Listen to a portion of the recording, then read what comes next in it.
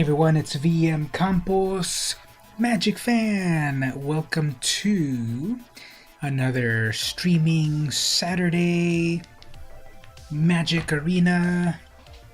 Time to play. I'm gonna play some various events, perhaps 1v1s, get that gold, craft some decks, all that cool stuff. Welcome, and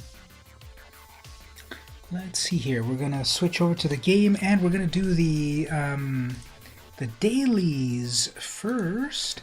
We'll also be talking about Magic news. We've got a brand new event, Tinker's Cube Draft. I'm gonna get that started in a little bit, and for the moment, I need to get my dailies here. So we got cast 20 white or green spells. So let's see, what do we want to? I know what we'll play. White and green, that'll be perfect. Let's play the standard 21 Kahira deck. That is literally white and green, so I might get through that pretty fast. I might get to that those rewards pretty fast. I think that will work. So how's everyone doing tonight, today, or whatever time, date, day, locality, etc. that you're all in?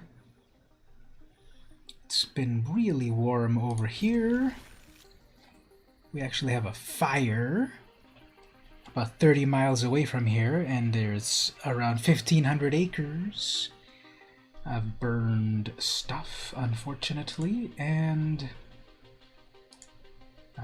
we'll see how that goes. But we are also having these like excessive heat warnings and such, and conserve energy and such. We get that all the time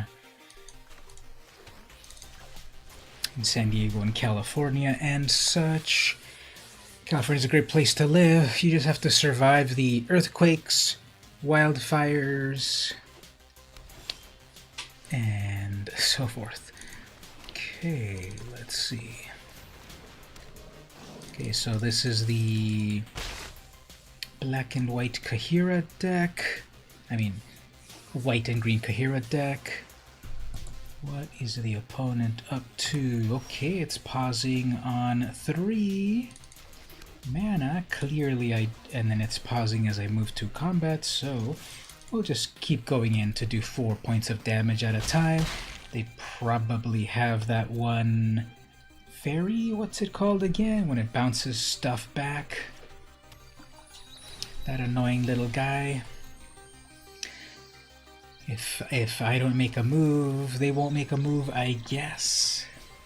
Birth of Miletus. We have their double.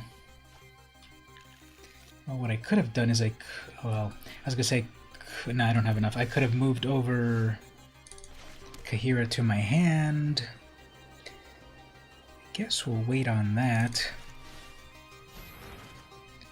And I still have enough for that. Okay, it's still pausing on 2. What is that gonna be?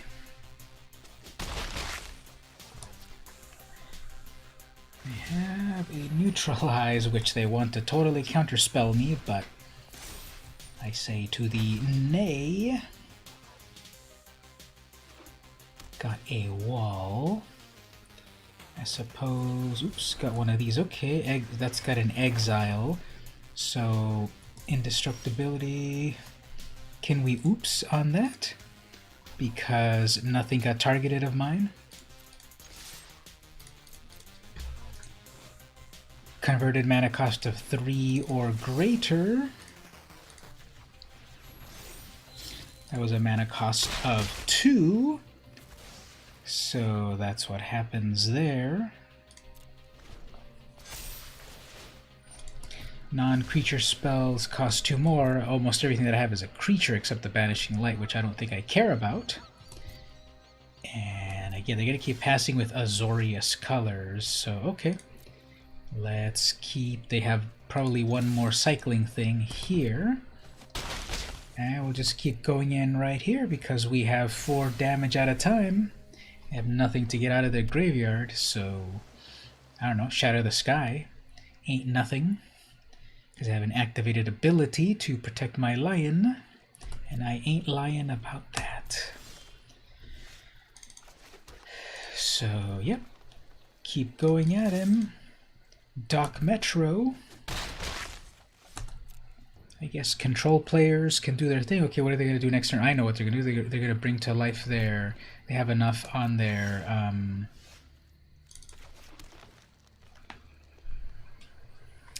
Fine, we'll let them do it this way. 1, 2, 3, 4. We'll let them counterspell this. Then that'll decrease the amount of mana that they have for that castle. Yep, there we go. So if they pay the mana for the castle... Actually, they don't have the mana for the castle, right? So what are you trying to do there, sir or madam? I guess I let you counter my thing on purpose, so I guess you feel good about that. Okay, we got 6 out of 20. That's... Yeah, I guess at a certain point I stopped casting spells, so that only got to 6 out of 20. So how's everyone doing in the chat? How was your day? Have a productive day? Do stuff? What did I do? I'm going to repeat myself as more people come in, and that's okay. What do we do here? That's a lot of Kahiras. Guess I can live with that.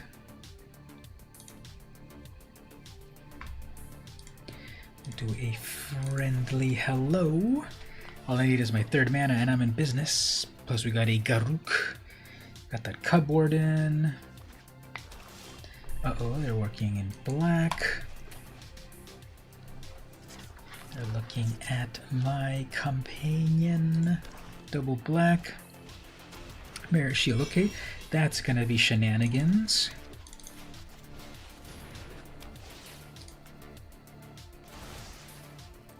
Did it just ruin their whole plans here? Because what are they gonna do? Veto? Okay, yeah, this is a veto deck, isn't it? Plus they also missed, yeah, I'm gonna exile that eventually.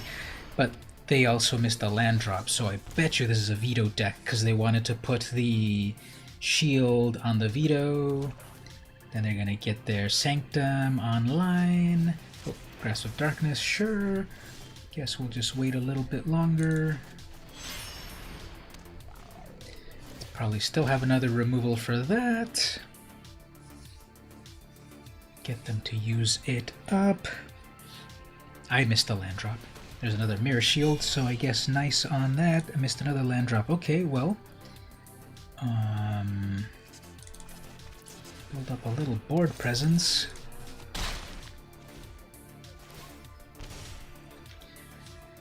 What do we want to do?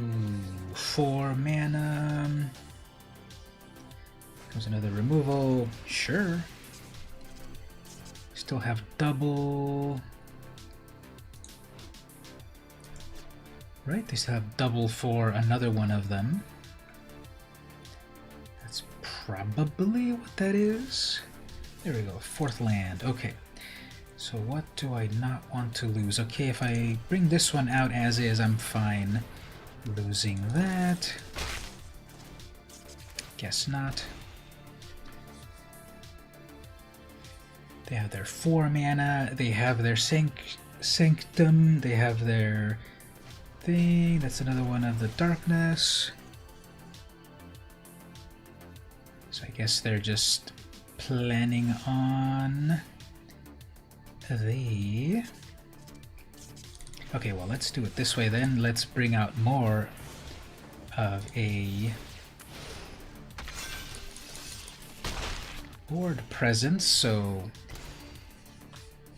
there could be a board wipe. Keep holding on to that Banishing Light for their win condition. 4 mana in total. They're gonna murder that. Yeah, it's all of the removal, I guess.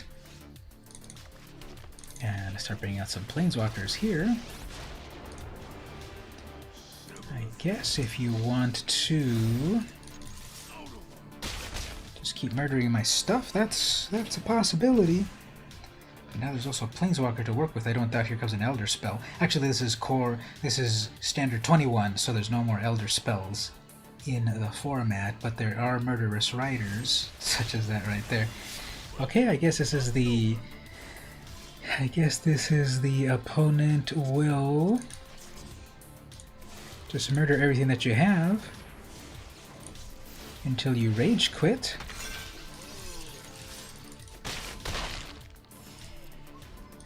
I will also mess with them right now. Good game. Let's see if they try to do another murder or whatever. On to my big cat, and then I've got the fight as one. See if that does anything. If they cast their rider, okay, then I'll just banish it.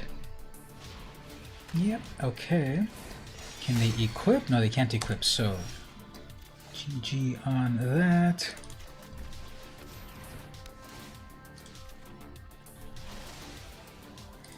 Yep, so their deck's a whole lot of nothing. And I have the final fight as one in case they want to hit my Warden. They're out of the range.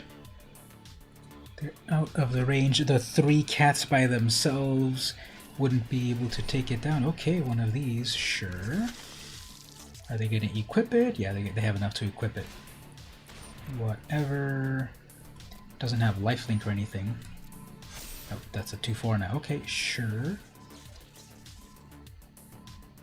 Actually, what caused them to lose life? Anyway, let's get this over with. I'm gonna block that. We'll put it on this one. And just to show we mean business, we'll put it on this one.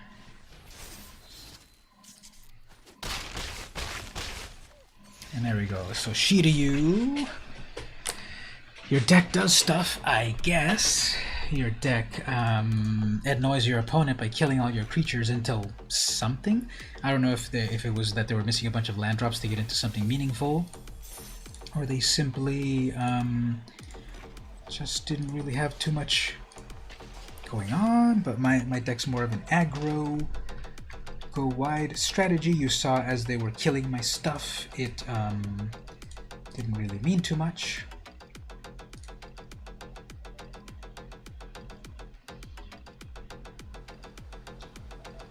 I see they've got a game going on over there.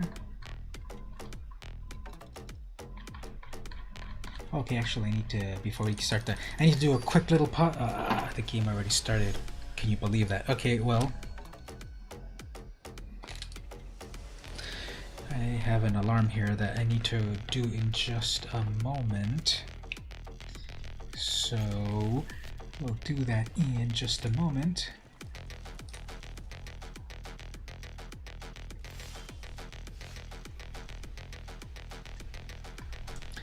What do we do? Okay, oops, they've got a shock clearly in hand because it's pausing for them.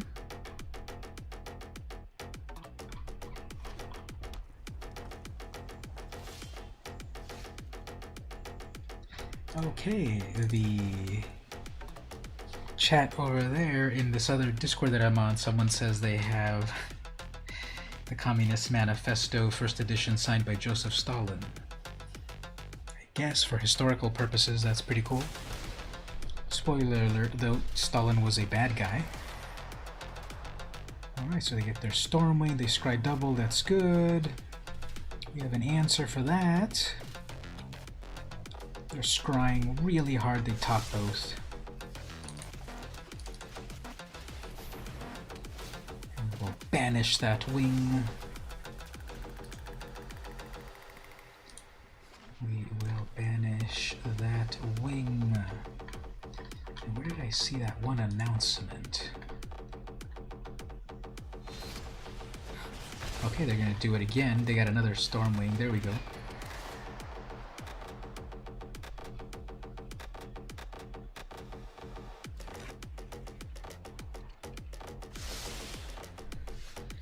Well, that would have been nice to have my other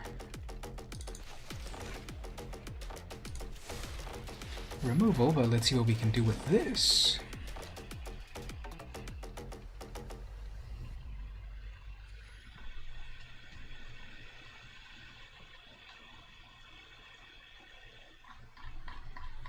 What will they do in a Perforos? That was a lot. Alright, that's some nice top deck. So what I'll do here is I'll trick them by putting that into my hand. Sprite. They don't even have the good-looking one. Okay, it's still pausing. They have one more instant and or sorcery. Well, I guess I'll bring out Kahira and I'll be able to defend it with my fight as one. Where's that one notification that I had over here? So we're gonna go with a shock. I've only got one shock to defend it. Actually, so just indestructible. Not hexproof. Yeah, that deck is completely a mishmash of stuff. Not true magic. As for myself, I'm gonna fall behind a little bit. They have one more. Possibly. So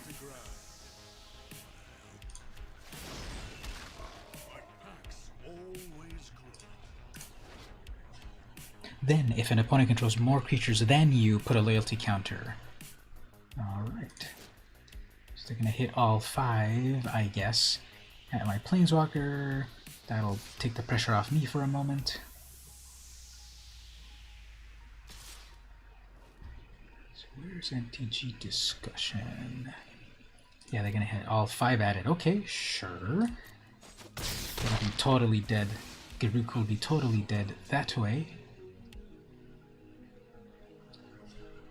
Guess what I could do next is Kahira to pump up that beast.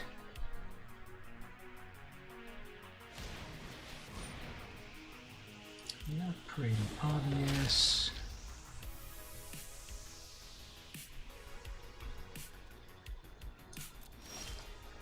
Okay, got plenty of mana.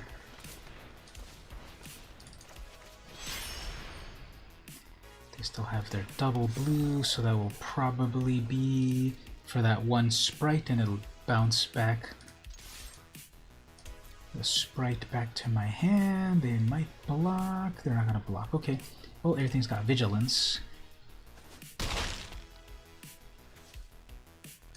Got 2 fights as ones, so that'll protect me.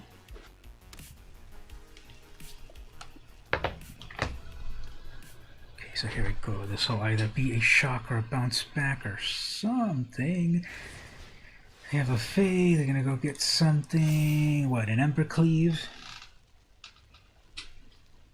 I'm probably gonna go get an Embercleave, right? Oh no, one of those. Okay.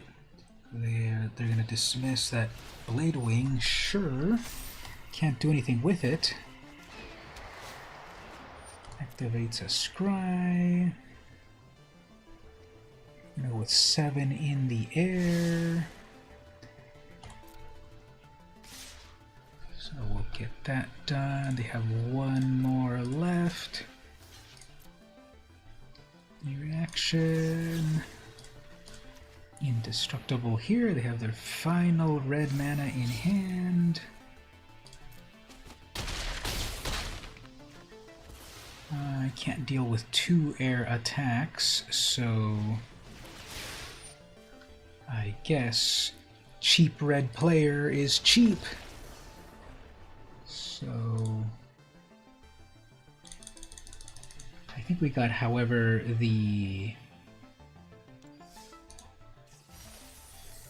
got all the experience. Okay. What do I want to do here? Let's do the standard 21 ranked ladder with some Lurus. Enjoying that deck. Got a match right away. How's everyone doing? Are you playing the brand new? Are you tired of old standard, and are you playing the new standard? Core 21 standard, whatever they call it. So this is a deck that was pretty good previously, and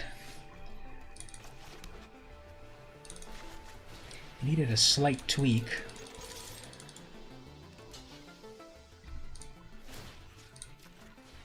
Needed a slight tweak in... Was that too much effort to defeat their dog? Uh-oh. Pack leader. Okay, so they're definitely doing dog deck.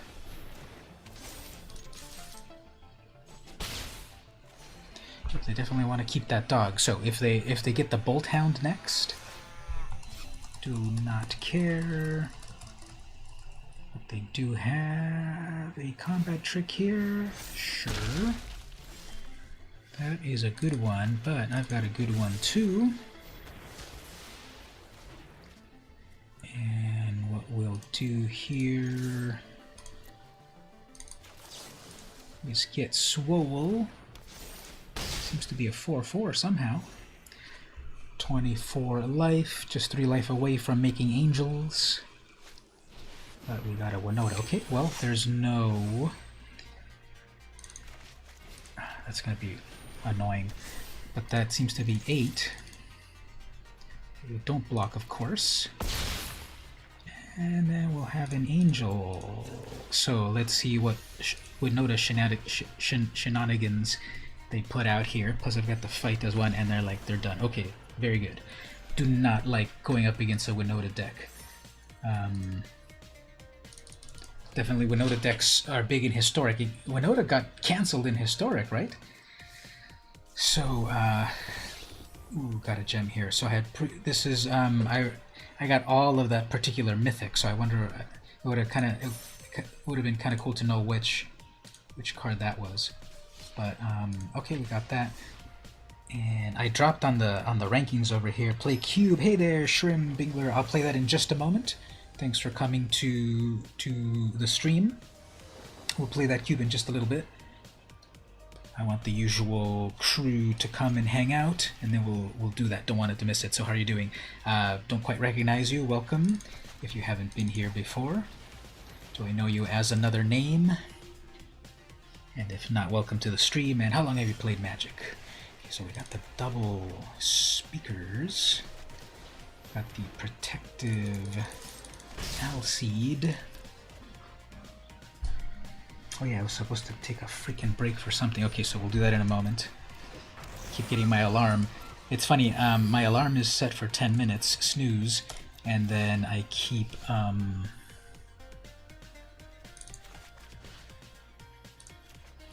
snoozing it, and then I play these matches and they take less than 10 minutes.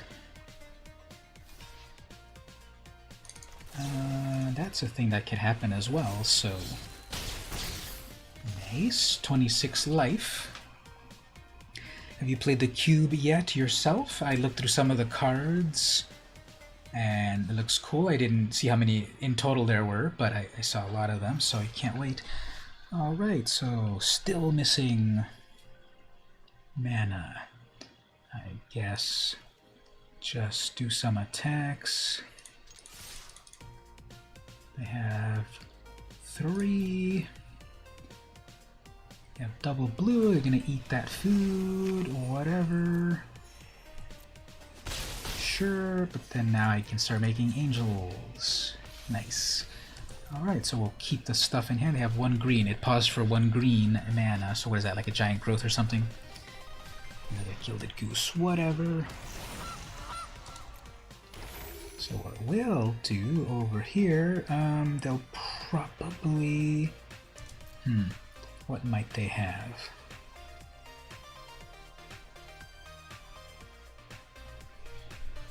They're looking at their food. They're gonna sacrifice. Okay, so they probably don't have anything meaningful.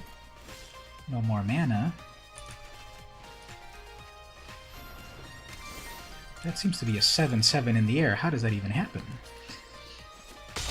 I am out of mana though, and the Alseed requires 1.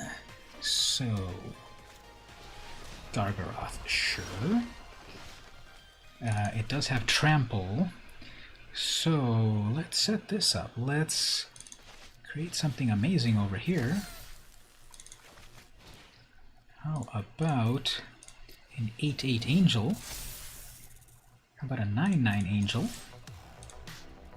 Attack with everything. Oh, they're gonna block that. Okay. Sure. Gain some more life. Plus indestructibility. Plus one more angel, why not? Alright, 6 mana in total. They probably could do some Rabid Bite or summon like some huge beastie. They probably do a Rabid Bite. Check it out. They're looking at their own creature. Oh, they're doing one of those. Okay. They're doing the please dig something through my deck, and they have 2 mana left in total. That's probably for their fog effect. I've got 37 life. I have 2 flyers, a 9-9 which they can block, and then a 4-4 which they cannot. So yeah, from his Hell's Heart I stab at thee. Oh, what are they going to do here? They're going to create another beast. So check it out. They're going to have the fog effect. What's the fog in the current? Oh, one of these. Okay. Whatever. They have 1 blocker.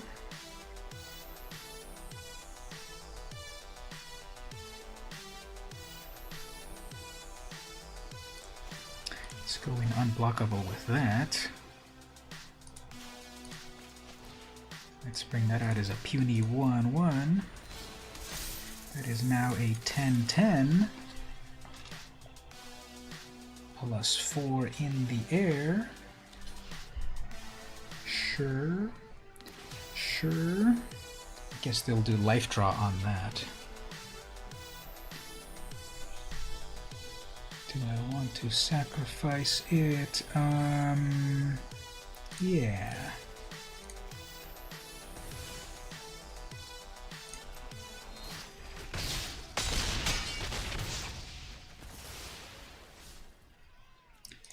Okay.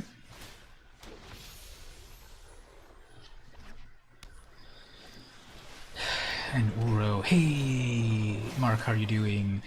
Trying to grind through this opponent, this Simic opponent. I need to get rid of that Elder Gargaroth. But, guess they're just gonna keep... What do we want to do here? So they just created another beast. Do not care. What I need to do...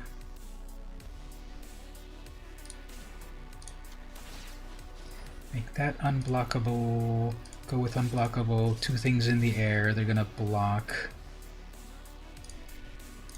But then I can Karametra's Blessing, finally get rid of, okay, they're gonna hit it with that. They are creating another beast, okay.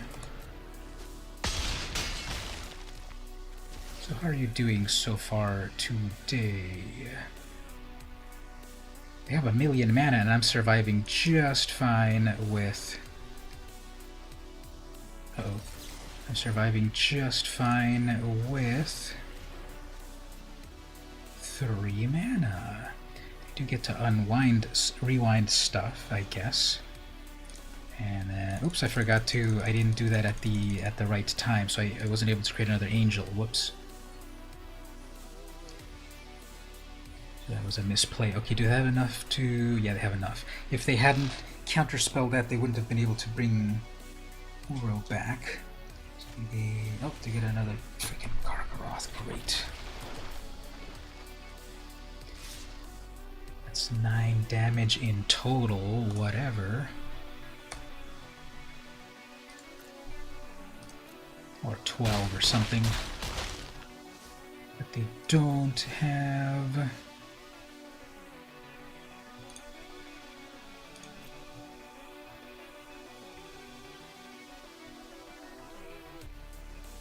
Guess what I need to do here is... Oh, that's why it didn't work, because I'm less than 12 life. Okay, so I guess I'll just attack with the things that I know.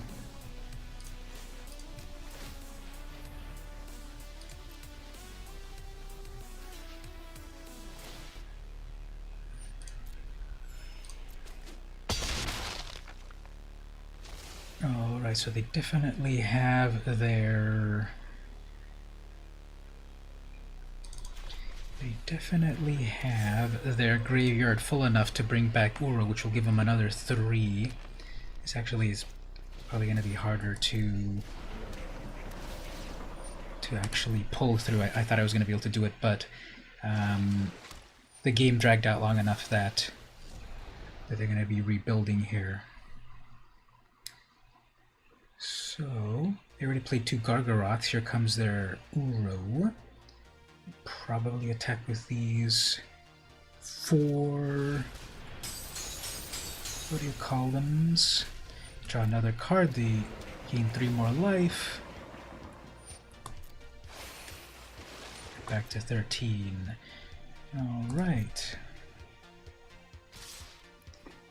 Okay, so I'm gonna block one of those. We'll triple block one of them over here. Well, if it would actually let me pick better. Here you go, so that's been triple blocked. Guess what I'll keep? It's my Karametra's Blessing.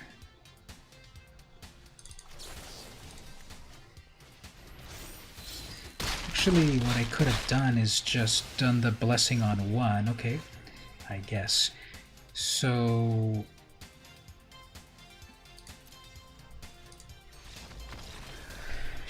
okay, math. So there we go. Okay, got it. Good. Okay, so we got a request to do cube. We'll probably do cube in a moment. Let's see how many people are hanging out on the stream at the moment. Yeah, we'll start the cube in a bit when a few more people stop by. Let's play a little bit more over here. I'm gonna keep going a little bit more with this. So I'm playing here the new. I'm playing the. This is the rotation proof.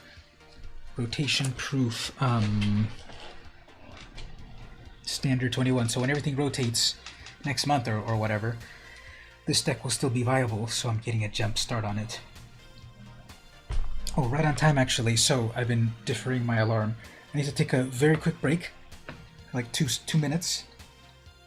Be back in just a moment. Talk amongst yourself right there. Tell me what your favorite Magic card is or your favorite Magic set. Be right back.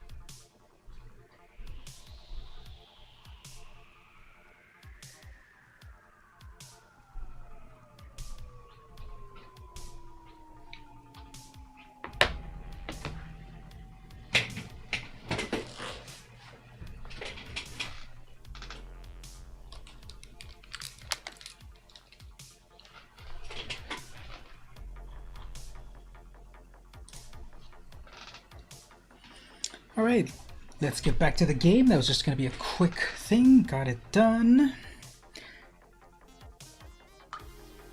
Appreciate that. Yep, send the link there. Totally appreciate it. The funny thing, speaking of the followers, so remember a few days ago it was race to get to 1,000. So I was at 994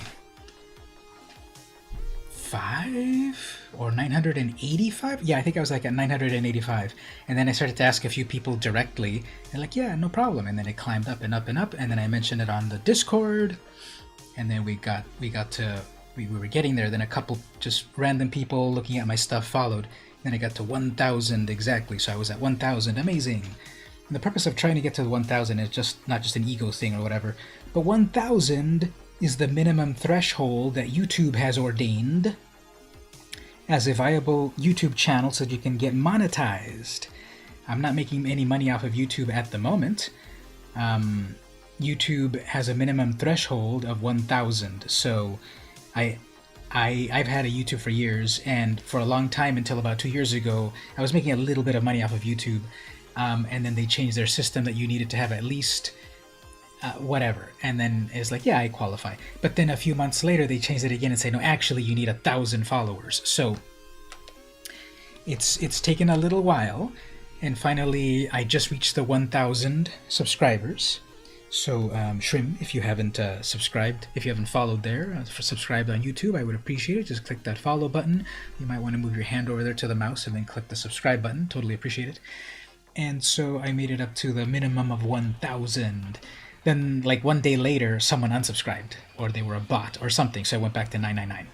So then I asked a couple more people, and then they subscribed. So I think I'm at the good time already. So what is officially at the moment 1,000. What does it say?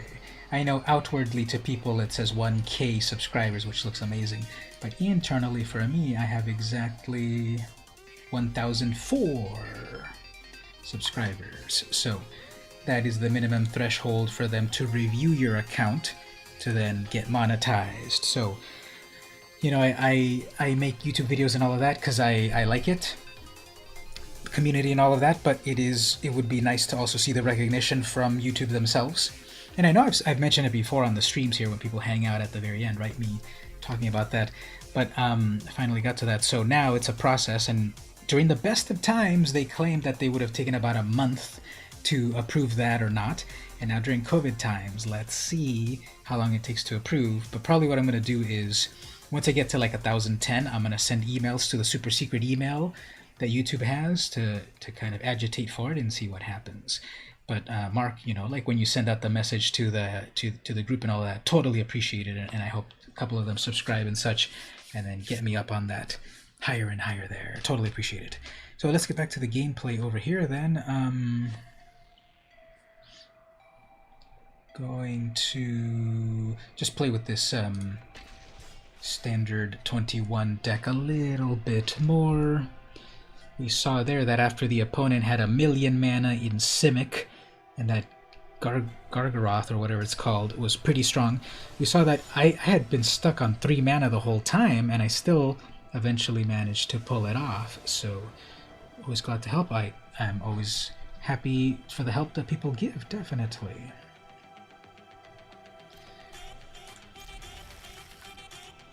I was thinking back about, we met during the days of Google Plus, back on the Google Plus Magic Group, RIP. My memory is bad with a lot of things, so I don't quite exactly remember when we started to interact. Okay, so this is the red-white cycling deck. I don't remember exactly how the first time we interacted was, but do you remember what we maybe interacted about on, this is definitely red-white cycling, so we're going to get that Zenith Flare at a certain point. I don't know if I want to keep playing against this one. This one's kind of annoying. Yeah, they have double Draniths. I don't want to deal with that. It's a very strong deck, so GG opponent. You copied and pasted a very strong deck. Well, I copied mine too, but I changed it a little bit because it's from rotation. So let's give that a shot. I wish this was also best of 3. Like, I don't know why Arena is so focused on the best of 1 aspect of things. You know, sideboards are important. I don't believe they give the stats that more people prefer the best of one. Well, 90% of your types of games that you have for us are best of one, so of course people prefer it. That's the only thing you give us. Like yesterday they had 1 day of historic brawl, and I didn't even realize it until I logged in at the end of the day, where it was 3 hours before they were going to close that event. So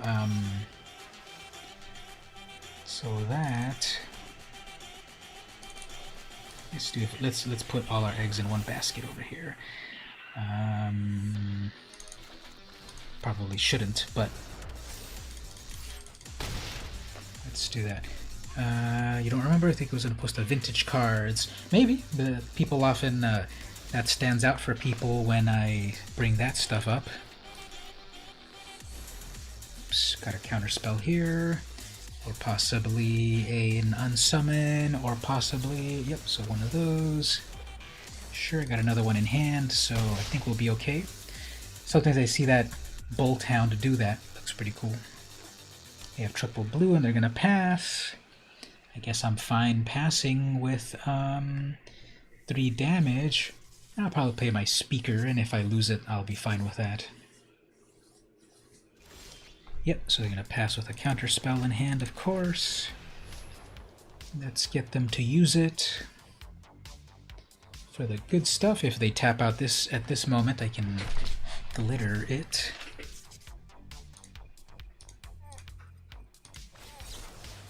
Yeah, they do want to. Okay, fine. Your suspicions were correct, Carlo. I was baiting you. I was baiting you into using your counterspell. That's Magic 101. Now, of course, I'm very fragile at the moment because all they have to do is unsummon me and I lose it all. But let's see. So, if they're just going to go with a reactive... Actually, they're going to have the fairy. They're going to bounce me back with a fairy. Watch. They're looking at it. It's got protection from multicolored, but the fairy's mono blue. So that's what's going to happen right here. Yep, it's still pausing for them. We're going to bounce it back at this moment.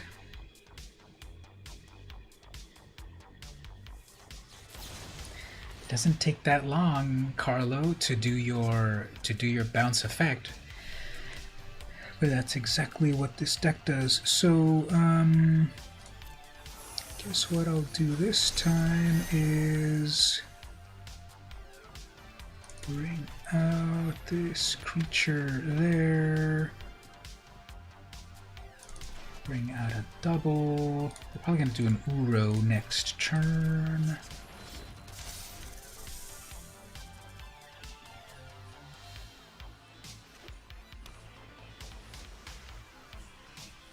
And just try to stall for a little while. Okay, they're gonna have another. They're gonna have. This is the point that they've gotten their critical mass of those little rogues, fairies. So they're gonna bounce back another one. I would probably bounce back the speaker because once I have enough for the speaker. Oh, one of those. Okay, not so bad. Hopefully they block. Well, they still have enough to counterspell my fight as one, so they'll probably...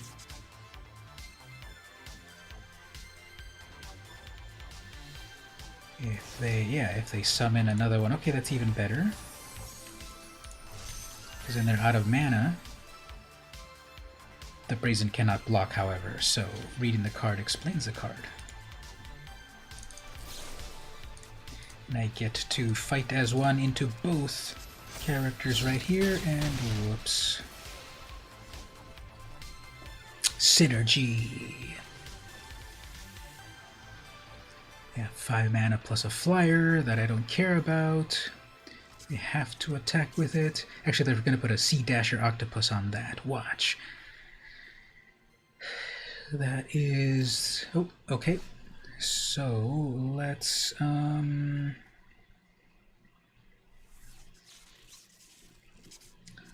if they... Nah, we'll just go for it. So they're gonna... What are they gonna do? They still have another flash creature and have full open mana, so what are they going to flash in?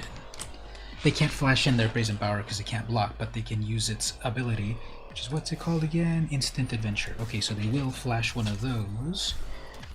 Let's see if we can do the same thing here.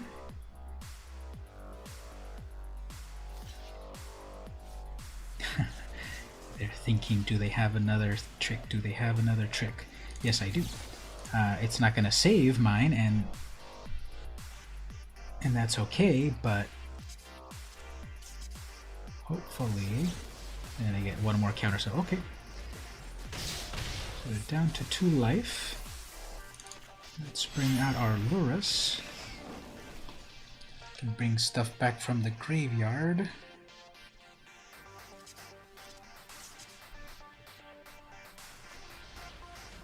Sure. My deck's pretty low cost. Okay, actually they bounced it back so that they could counterspell it, so let's instead possibly bait out a counterspell. It didn't pause, actually, so what can I sacrifice? Let me see, does it pause? It did pause for them. Okay, so they either have a counterspell or... Okay, so they do have a counterspell, and then that's going to rewind them. So they could have one more counterspell. They have their full mana open, and they could have one more counterspell. So, let's try it again. I guess...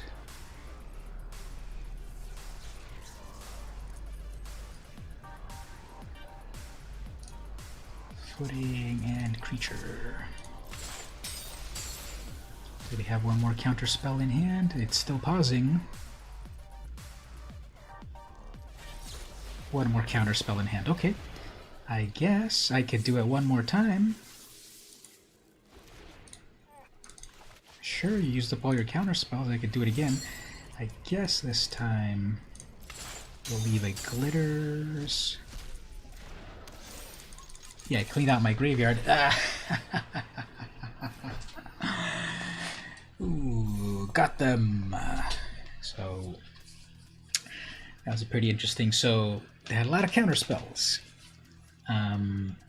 but I had the graveyard, and once again, I subsisted on 4 mana, and they had like 5 or 6 or something, plus the free counter spells. So that's what happens.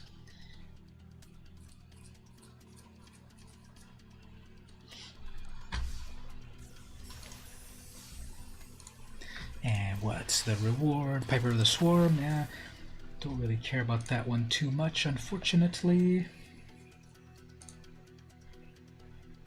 Let me do a quick share over to my Twitter. I don't think I shared on Twitter, just to invite people over for some...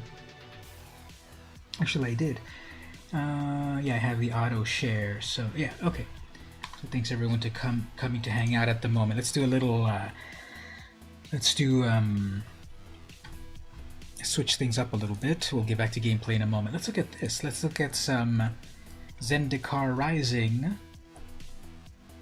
previews. We've got another new set of Magic coming out. I swear I mention this way too often on the stream, but we have another new set that's coming. We've got Zendikar Rising. Did anyone play Battle for Zendikar back in the day?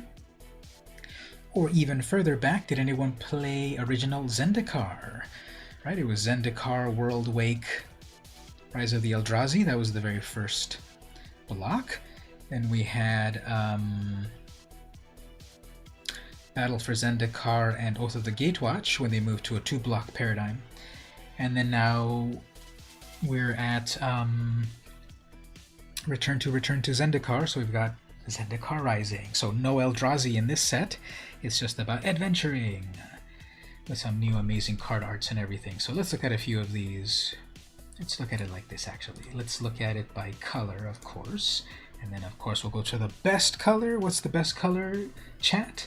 Shout it out there. We all know the answer. What's the best color of Magic?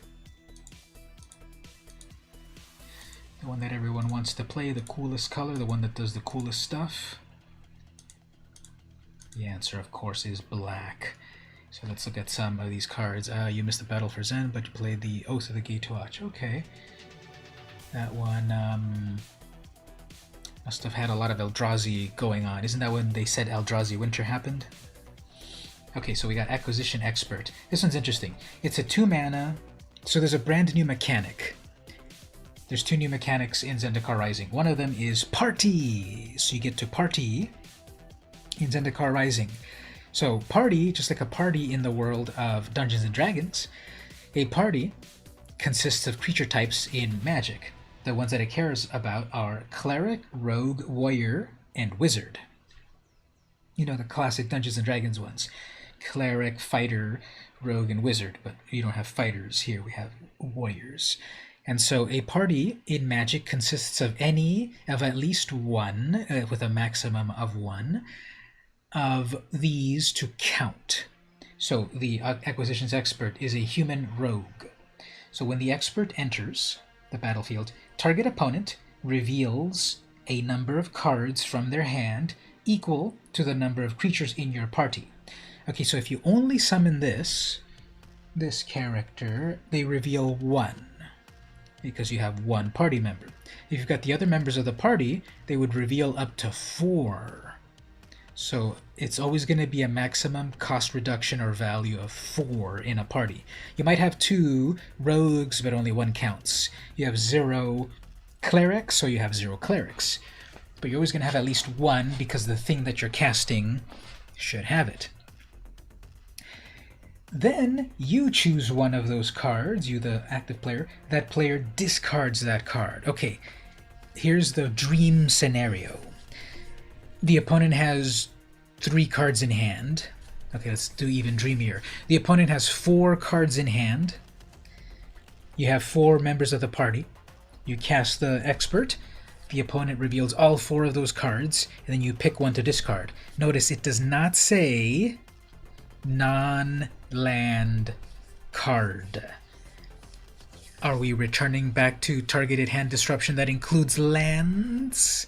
Because I know that, for example, with Agonizing Remorse, it's any non-land card that you can get out of their hand. With Duress, it's any non-creature, non-land. With Duress, it's any it's any instant or sorcery.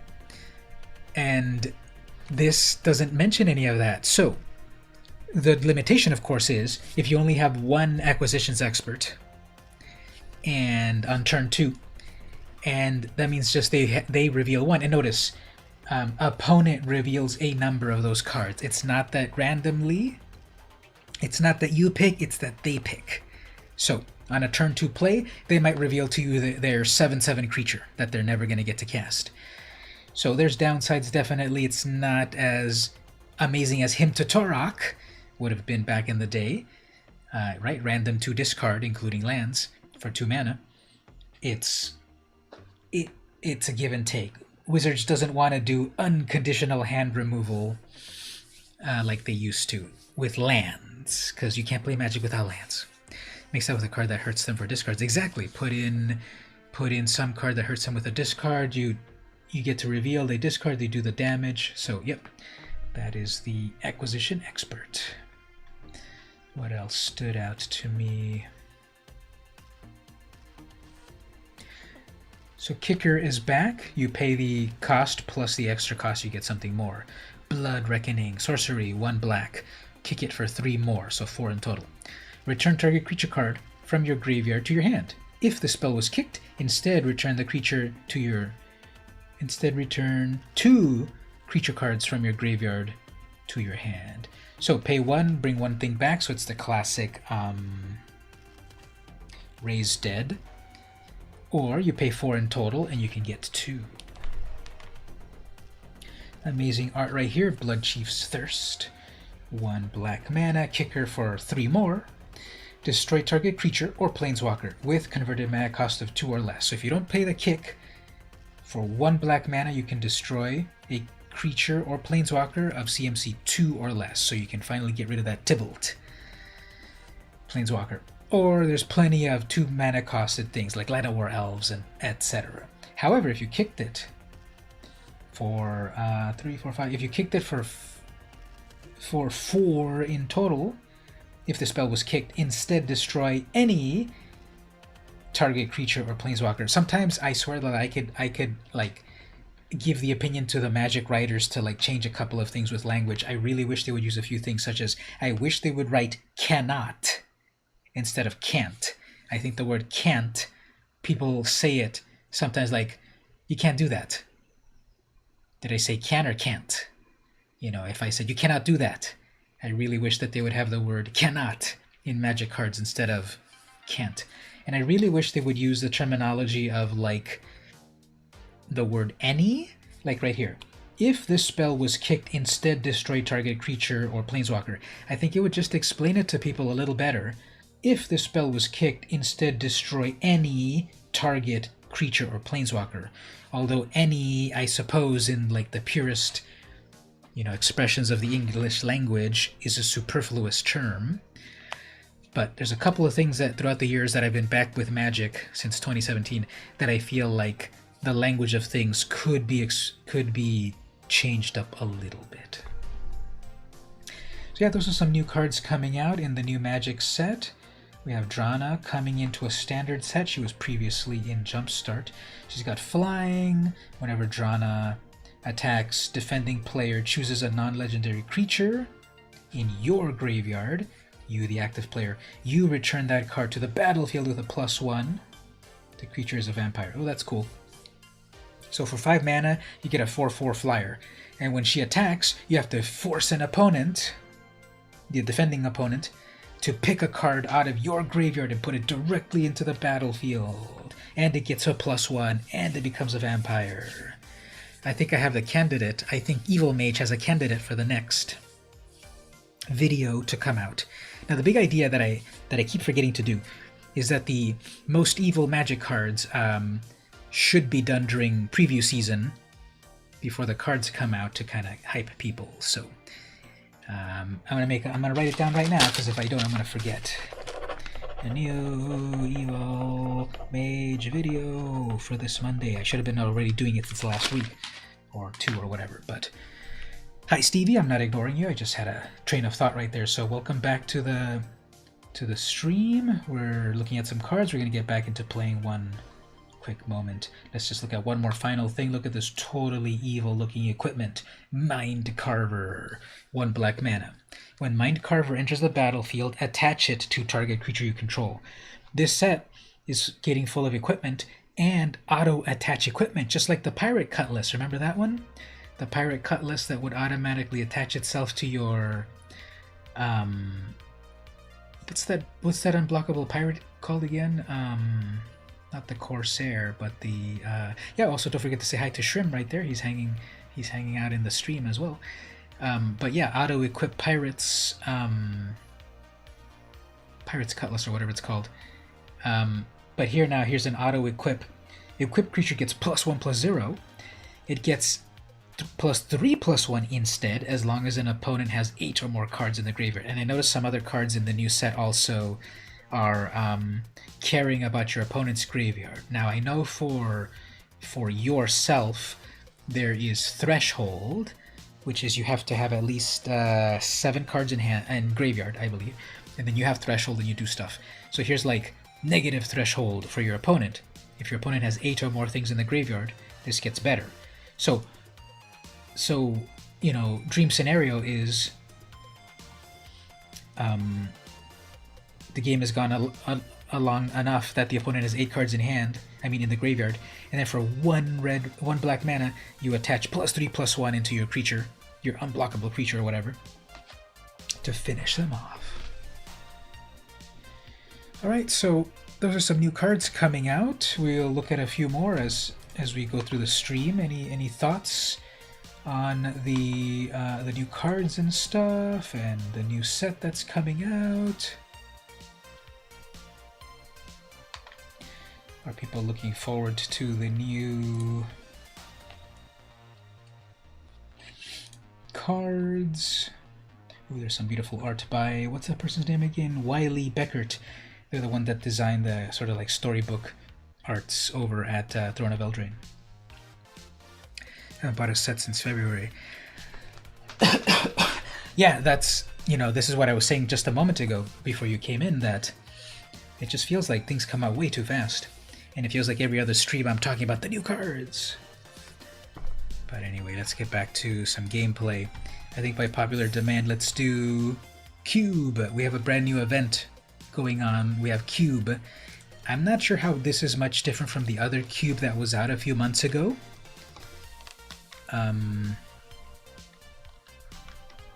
Let's play some Cube. From what you've seen, you're slowly putting a combo together. Yeah, exactly. We've got discarding. We've got resurrection from the graveyard. Kicker stuff. Auto equips. That sounds fun.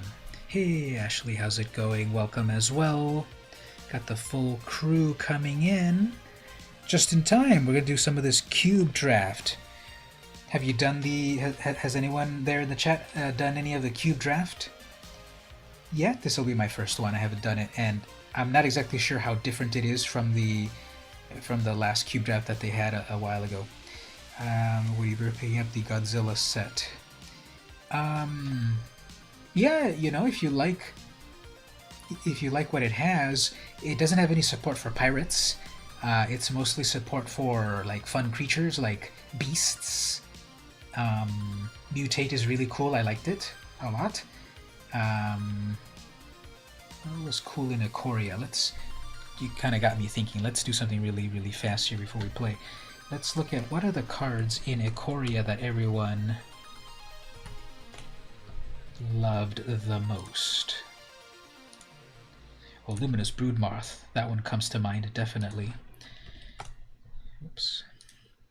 So, according to this, here we go. So, Fiend Artisan. That's like the birthing pod on a creature, basically. We also have Shark Typhoon. Yeah, that one, people are loving that one. You make a flying shark every time you cast an instant or sorcery spell. Oh, a non-creature spell. So people have been loving that one. Luminous Broodmoth is amazing. Whenever your creature dies, it comes back to life as a flyer. Vivian, everyone loves the Planeswalkers, of course. She makes 3/3s. Kinan, this one's gonna make you so much crazy mana for other things. Ooh, the triple lands. People are loving the triple lands, the triomes. They call them also the tricycle lands.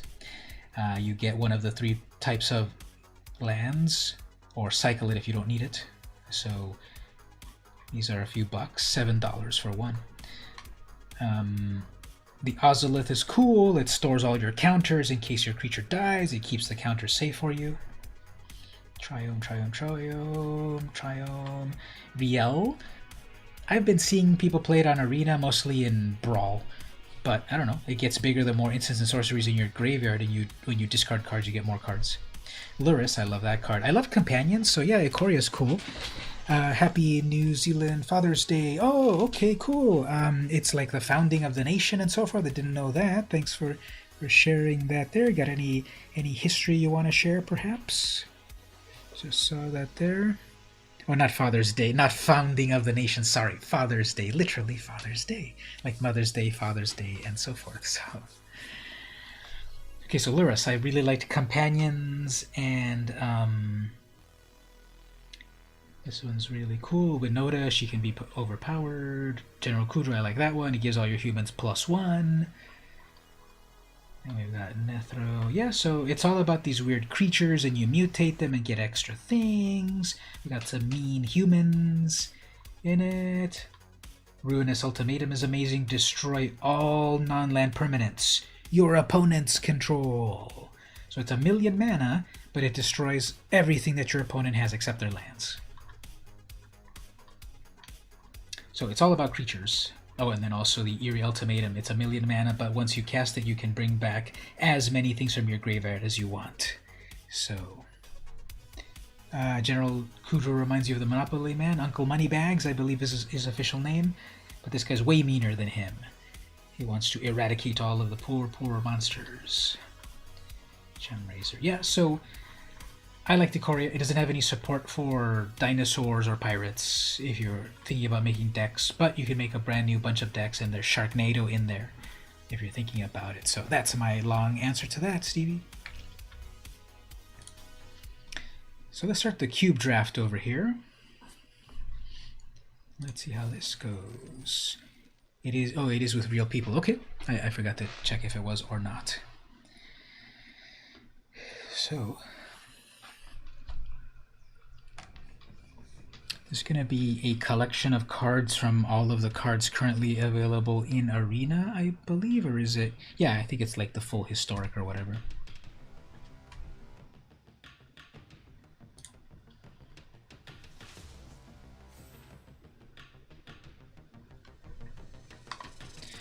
Now, speaking of the Godzilla set, the only place that you're really going to get the actual Godzilla cards, however, are going to be if you buy a box. Not a bundle, but a complete box. Victor, what was that? Collecting M21? Was that you that was collecting? Yeah, I'm collecting them all. Every set that I try to, every set that comes out, I try to, ooh, Banefire. Ooh, Path of Discovery, I want that. So this is going to be like a bunch of do we want this Titanomox Rex, this 1111? Helm of the Host, Imperial Prefect, that one's amazing. This is going to be hard to do. What do we want to do here? Rarity has no meaning here because everything's going to be amazing. So we could Tolerance Invocation, create some Drakes. Banefire could kill anything or the opponent. Path of Discovery lets you explore every time. If I can get that Imperious Prefect plus the Path of Discovery, that'll be amazing. If you go with an Elf deck, Rada could be cool. There's Mana Fixing, Witch's Vengeance is a mini wipeout. I want that Prefect, but I think I would rather have that Path of Discovery because I think people are going to want to go with the rares. There's 3 rares in this. Actually, wait a minute. How many rares? There's 1, 2, 3, 4, 5, 6. There's 6 rares in this pack. So this is... there we go. I almost missed it. Okay, gotta think. Okay, so if we got a green... I'll answer your question one moment. This is timed, so let me just do this a moment. I could get the Rootbound Crag, Mana Fixing eventually. What else is good here? Rigging Runner for some aggro, Mire Triton if I want to do graveyard stuff, Dead Weight Removal. Could be Golgari, it could be plus Gary. Yeah, that's a common. Let's see if people don't get it. Yeah, let's possibly think about Golgari. Am I the traffic jam? Yeah, I'm the traffic jam.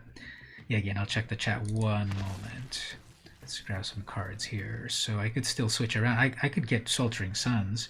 I'm fine going into red as well. Mind Stone.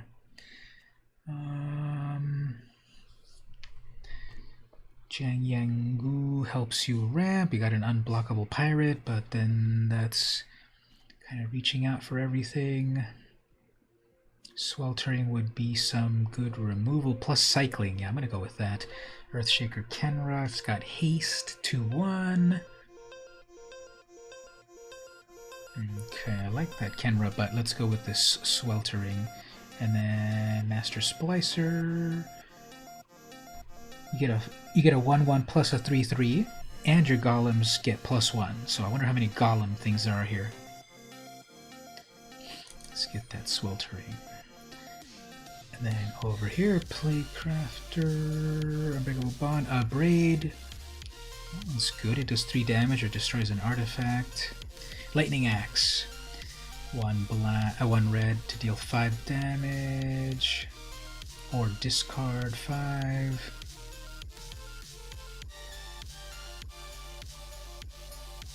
I think we'll go with a Braid. It's a little bit more versatile. The cube draft was 4,000 gold. Oh, we got a Planeswalker right here. Man, are we going to twist over to add blue? Nah. We don't know who the opponent's going to be anyway. Beanstalk Giant will let you ramp and eventually get a big giant, and the Nessian Beetle is cool too. Yeah, let's get that ramp. Yeah, so many good cards to pick. That's what Cube is all about. Crawl Harpooners, cool. Stab. Ooh, I got the Stab Wound 3 mana. Give a creature -2. Either weaken a big creature or kill it, and if you weaken it, they'll start to lose 2 life.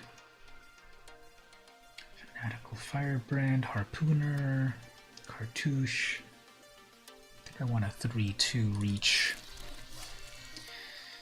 Angelic Exaltation's amazing. Grim Initiate, Ancestral Mask. Something gets bigger the more enchantments you have for each other enchantment. This is powerful. How much was the set getting? Yeah, I'll read that one. Okay, Foulmower Knight, Overgrown Battlement Defender. 2 mana for a mana ramp. We got Kiora. Untap a thing. Field of the Dead. Let's go with... The Knight is Death Touch plus its card draw. Let me go back here. How much of the set do you get from one booster box? I've been thinking about collecting it. I've started to notice in the last several sets of Magic, it feels like you get 75% to 85% of a complete set in one box. I feel like 1.5 to 2 years ago, you didn't get that much of a complete set. I felt like 50 to 60% in a box. But it feels to me like the collation of it nowadays is that there's the Imperious prefix, and there's the Titanics. I don't think I'm going to get it back on my side, but I want the Titanics. Now I just got to look out for more elves. It does feel in the last few sets that, when there's the dead weight, that in the last few sets it does get pretty high to complete the set out of one box. How many cards are in the set? I'd have to look that up, but probably like 275 or something. You can look that pretty easy. The weird thing is how you count it is you've got... So Scryfall says there's 397 cards, but it's counting all of the variants. Confirm that. So it's not that many. Ooh, I got the Nisian. Okay, so it's just that there's also a bunch of variants that this thing counts. Oh, but on the card itself, it says 85 out of 274. So there's 274 cards in the main set, and then a whole bunch of extra art cards and ancillary cards and so forth.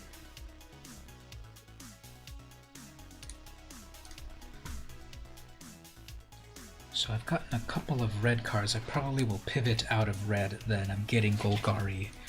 So I'll probably go with Golgari. Nylea, how about an Indestructible God? I think that's a pick.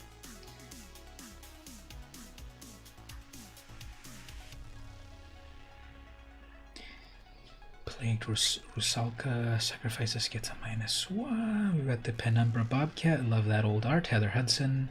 When it dies, create a 2/1. Yeah, we're gonna get Nylea. That's an auto pick. Have to say I'm seriously considering it. When was the last time? When we got the Fiend Artisan, that could be amazing. I've never actually really used it too much, but I feel... Let's give it a good read. +1 for each creature card in my graveyard. X and black, sacrifice another creature, search your library with a CMC of X or less, and shuffle. Yeah, I think that's a little too complex for me. Over here is a 4/4 with lifelink, plus you then go get a card and entomb it. Spells from your graveyard cost less. Another one of these Eidolons. Actually, I haven't gotten those yet. Okay, we'll try to get an Eidolon next. Crystalline Giant, I think that's an auto include. That's an easy 3/3 creature that'll get amazing the more you have it out. Unburial Rites, bring back something from the graveyard directly to the battlefield. Leafkin, that'll ramp. I want that, but and the Triome, don't need those. Okay, Crystalline Giant. Cupboard. Which of the Moors? 4/4 Death Touch at the beginning of each end of your end step. If you gained life, each opponent sacrifices a creature. That looks really cool, but you need life gain going on. We got the dual land for Golgari. Blood Artist. Whenever this or another creature dies, target player loses 1 life. Wolfhagen for ramp. Explore. Actually, you may play an additional land and draw a card. Yes. Ooh, Sengir Vampire. Lich's Caress. Destroy a creature. I want that vampire, but I also want that removal.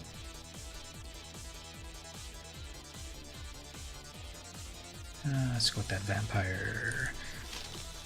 Gotta save up a bit before you can experience your first arena draft. Yeah, I've noticed that if you play 1 week and don't spend your gold, but just keep playing and just getting your... and keep getting your gold for the week, you should get up to enough for a draft by the end of the week.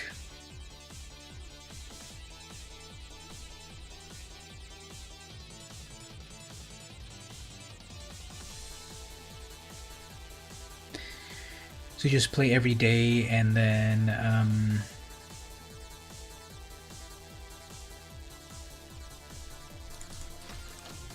you get about 1,000 gold every day. Ooh, Eldest Reborn, Agonizing Remorse. You get up to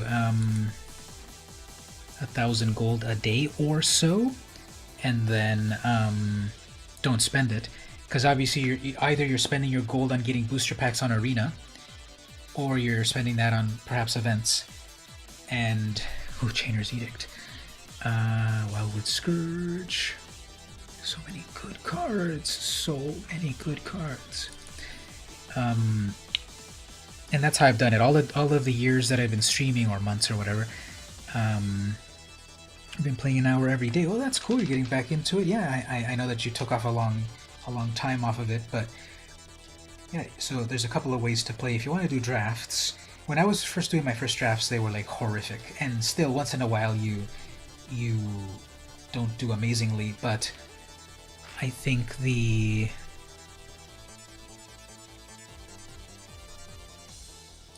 this draft right here, you don't get to keep the cards. You do not get to keep the cards. It is a phantom draft. But if you play the other ones, those you get to keep the cards. So even if you don't win a lot, you get to get cards to add to your collection and to your decks if you play those other types of drafts.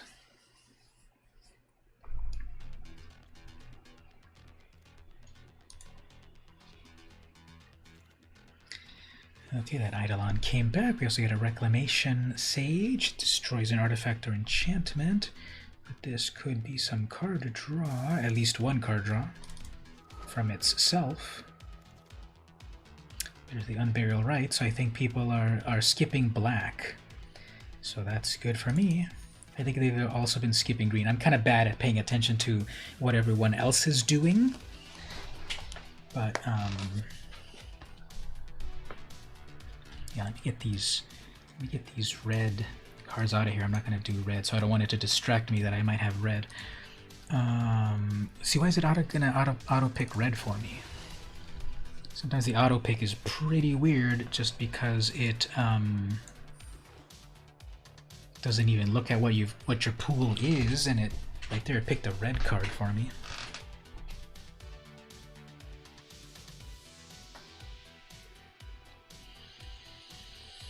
So Stevie, I know we're in the same area, San Diego at least, but did you see the fire smoke towards the east? I'm over at East Lake, and looking out the window earlier, it seemed pretty close, but it's over in Hamul, and that's still like 30 miles away, 20 miles away. Ooh, Drana. But it's pretty scary. It's not extremely close, but you can see it.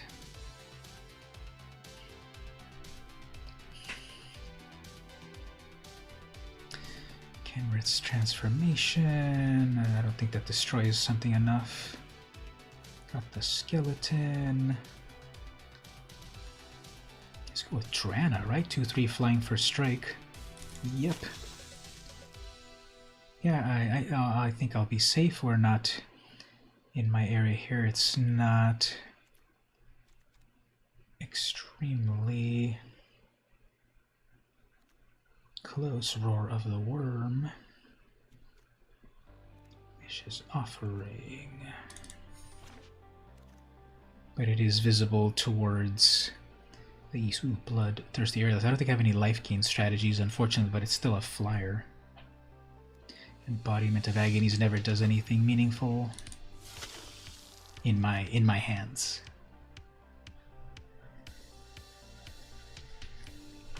So how's everyone doing so far? Here's the question of the day. When was the last time you had a hamburger? And then tell me all about it. I had a Chick-fil-A, which doesn't exactly count as a hamburger. I had a chicken sandwich from Chick-fil-A last Monday, I think. As for a regular hamburger with actual... Oh, I can get a cartouche here. There's a lot of stuff that I like. I want that Untamed Kavu. That Gorger's cool. But the cartouche is also cool. We got a chubby Perilous Amur right here. Look at that. He's so chunky. To Mirrodin, an explosive. To Phyrexia, a missionary. Oh, those wacky Phyrexians. I forgot to check who else is on the pod here. Wizardry, The Happening. It's kind of cool. I bet they have like a YouTube or something. Halfbeard, Milk Crate, Dakai, Everything is Away, Sangul Fang, Coolescope. Okay, Ood, Cities and Training's amazing, Gutterbones is amazing, Champion is not. So... Oh, and then the Falcon Wrath Noble, 2-2 fly, when something dies. Yeah, I have not gotten a critical mass, and the Castle Lothwain. I have not gotten a critical mass of, let's get that castle. I would have 19 creatures. Ooh, there's Timuret. Have not gotten a critical mass of life gain creatures or whatever. Timuret, get in my squad. I love how he screams at you. Orzhov, Enforcer, Bastion, don't really need to proliferate anything. This is definitely... I like what I've been able to pull here. There's plenty of stuff that's passed by that I would want, but this is my very first one of these drafts, so we'll see how it goes. Maybe we'll do another one as well, see how well it goes.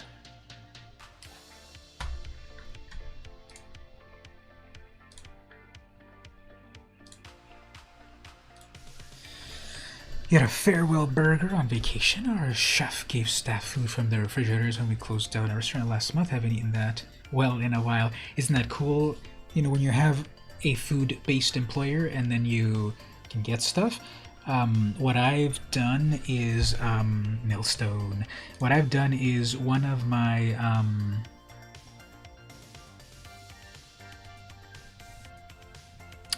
it's got Scry. I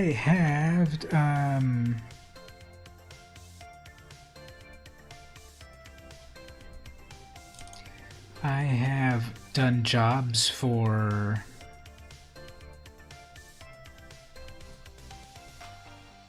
I've had a few jobs for web design clients where we did their photography for them, and a few of them have been restaurants.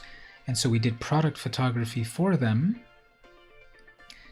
and we had to style the food, so we had to put, one of them was an Italian restaurant, we had to put like this, you know, this pasta this way and do this way and that, and it was we're obviously manhandling the food, and we got to keep we got to eat the food after that. And I've had a few clients where we've done that, where we had to style their food. Hey, Gabe, how are you doing? We're just talking about getting free food from our employers. So we did food photography, and then we got to get the free food afterwards. So those were some good times right there. There was one client. This was a while. This is like 15 years ago. There was a client that I had to drive to their multiple locations. They had multiple locations all the way up to like 29 Palms and such here in Southern California. We drove to all of these separate places, and I took a bunch of photos, and at every place I was getting like a free soda refill and then free food eventually, and that was fun. They drove me around throughout the county. We went over to Riverside and everything, and then I've done it for clients near here too. And again, well, we got to style your food. Whoops, we touched it. Oh, you get to keep it. So that was that. Okay, so let's craft this deck.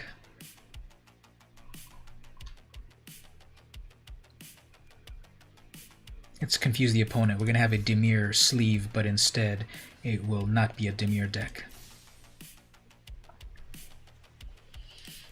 So it is a little bit of a mishmash, but let's see if we can find some themes over here. So first of all, we have 26 creatures, only 9 non-creatures. I'm going to have to cut a lot of creatures, maybe, and leave all of the non-creatures, because those are going to be like probably mostly removal.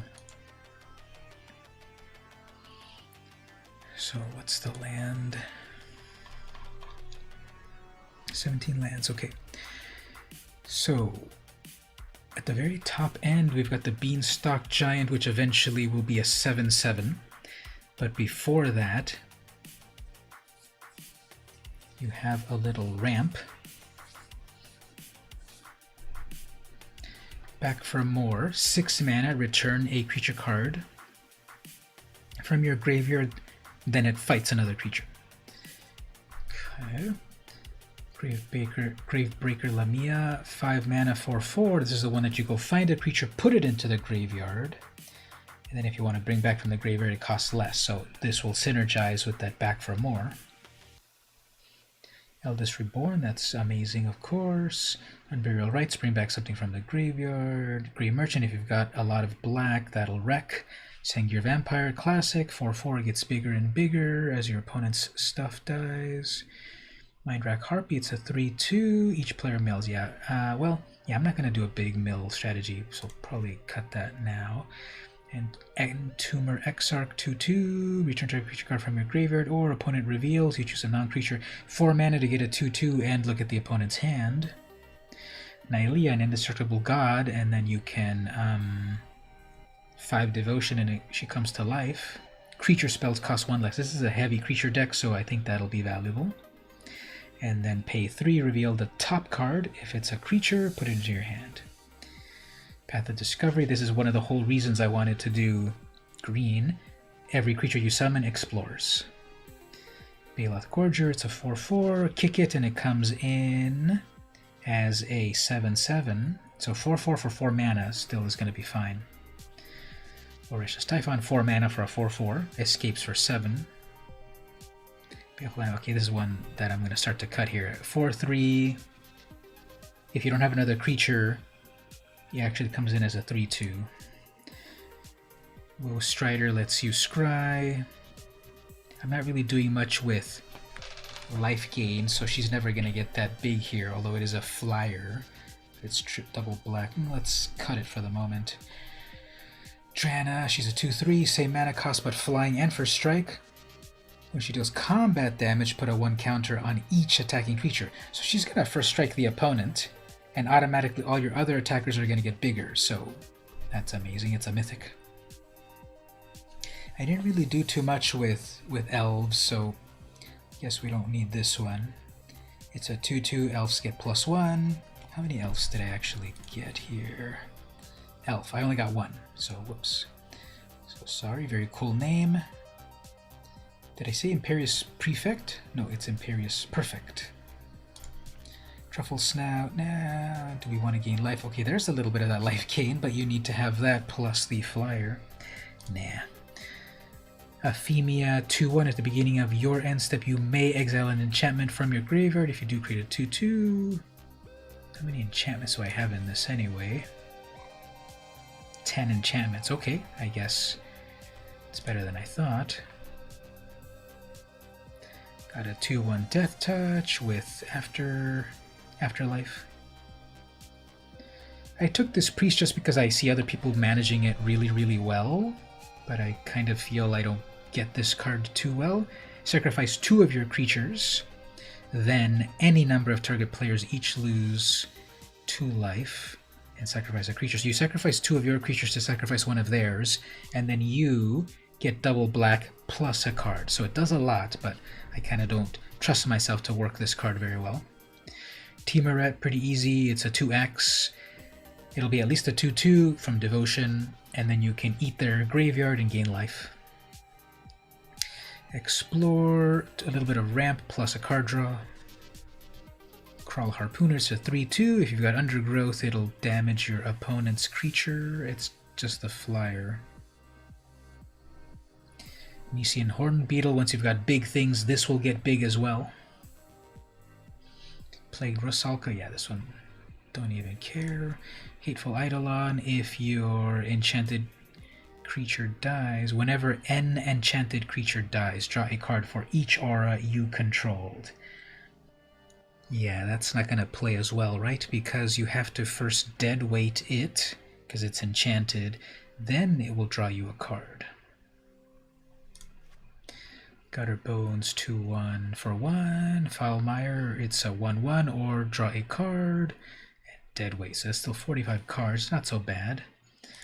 Cut a few more. If anything stands out for people, let me know. Okay, so Deadweight for removal, yes. Foulmire, yes, it's a 1/1 Death Touch, draw card. Gutter Bones, it can keep coming back over and over, however, I need to have gained life. Only during your turn, and only if an opponent lost life. Okay, we've got Euphemia, she's a 2/1. You exile enchantments from your graveyard. Not quite feeling it, although it's a flyer. Chainer's Edict, 2 mana. They sacrifice a creature later on for 7 mana. This is the most violent magic art I've ever seen. What's going on with the Portal Centaur? Later on for flashback 7, you can cast it again. Orjav Enforcer, it's a 1/2 Death Touch, Afterlife. Priest, yeah, I don't think I'm going to be able to manage Priest as other people as well as others, so cut that Euphemia, just like a quick gut reaction. Explore, Harpooner, 3/2 Reach. That Beetle, how many? 4? Yeah, I've got some big creatures, so that Beetle could get big. Cartouche, give your creature +1, give another creature -1. Give your creature +1 and lifelink. Oh, Strider lets you do a dark ritual to sacrifice a goat to scry.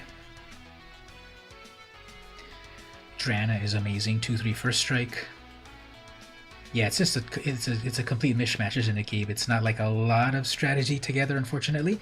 The things that are tied together more synergistically usually win better, but this cube is a little bit of everything, so you just have to kind of be on the lookout for more strategies as you get better at this. Cartouche, when this enters, you may have enchanted creature fight. Okay, so you give your creature +1 and maybe make it fight one of their weaker creatures, plus it gets trample. Crystalline Giant, I love that one, 3/3. This card's so wacky.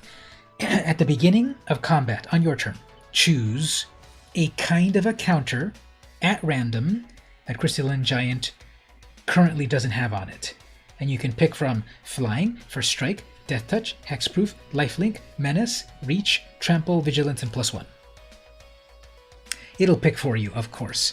But this will automatically become a Death Toucher, or a Menace, or a Hexproof, or a Lifelink for 3 mana. Obviously, Disenchant gets it, but... Entomber Exarch, 4 mana for a 2/2, reveal their hand. Nylea, it's a 5/6, it does a lot of stuff. Path of Discovery, Explore, so either smoothen out your hand draws with more lands. If you don't need a land, scry it, or to the graveyard, surveil it, I guess, or makes your creature bigger. A 4/4/4/4, A 4/4 for 4. Gravebreaker Lamia, a 4/4 lifelink for 5. Eldest Reborn. Each opponent sacrifices a creature, each opponent discards a card, and then Chapter 3, steal anything from any graveyard. On Burial Rites, return back something from your graveyard directly to the battlefield for 5 mana for the late game. Grey Merchant to do a bunch of damage, Shengear Vampire. Back for more. Yeah, I think I'll return. I'll remove this one. 6 mana to bring something back and it fights. And then at the very top we will have a 7/7 that'll just keep growing and growing. So that's 42 cards. 17 creatures, 8 non-creatures. Anything stand out to anyone to maybe cut? I'm fine with 42 cards, but does anything stand out to maybe cut to go completely to 42 cards? The Nisian Horn Beetle assumes you've got a big creature first, and I think I've got enough of them. Right, I could put the +1 on something. Just out of the gate, big creatures. Well, Nightingale is not a creature until she gets a devotion. But we've got the Baloth, the Typhon, the Lamia, Sengir, and then the Giant. So 4 cards. Yeah, I don't think that's enough to make this one as good as it could be, so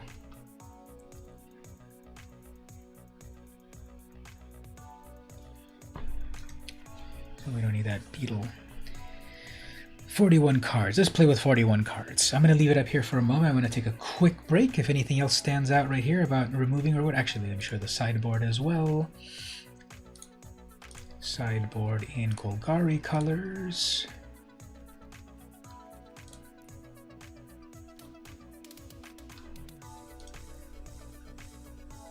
Everything doesn't quite fit, but okay, so I'm going to take a quick bathroom break, and we'll see about this deck coming together in just a moment. And I mean, not coming together. We'll see about this deck doing stuff, beating the opponent, hopefully.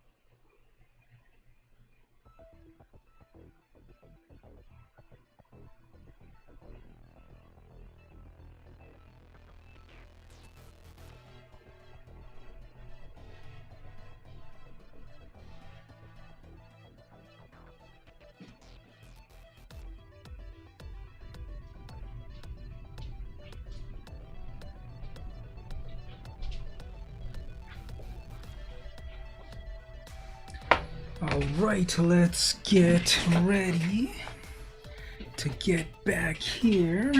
I also turned on the air conditioning. It's kind of warm at the moment here. Compared to the southern hemisphere, it's currently in my house 87 degrees, so if I translate over to Celsius, I believe that means 3,072,700 or so. Let's get back here. You're back. You have to choose an nappy. No problem. I just finished the deck right here. Did the kids get anything? Did the kids get you anything? You see a Sengir Vampire? Yeah, can't beat a classic, definitely. You got 3 pairs of underwear.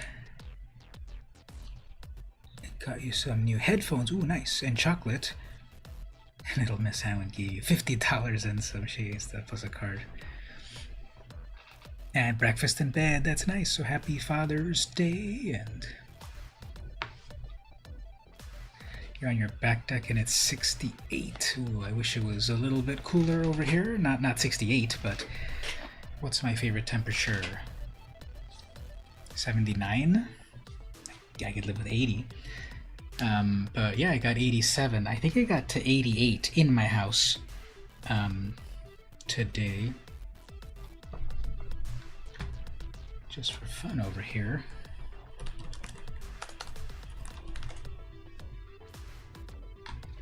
Just for fun, let's go over here. Let's talk about the weather. So we're having an excessive heat warning here. Can I go back one day? This is for today. How can we go back to a previous day? So according to this,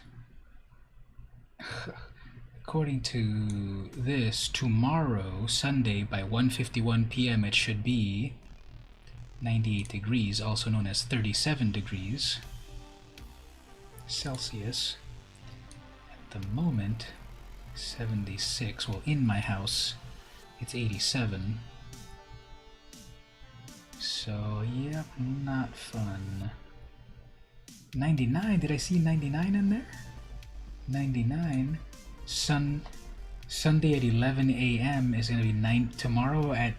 It's supposed to be 99 outside? Tomorrow? That is not cool. What about Monday? If you look at the chart down here, yeah, it's going to be a scorcher tomorrow, plus some of Monday and Tuesday. Yep, okay, well, there we go.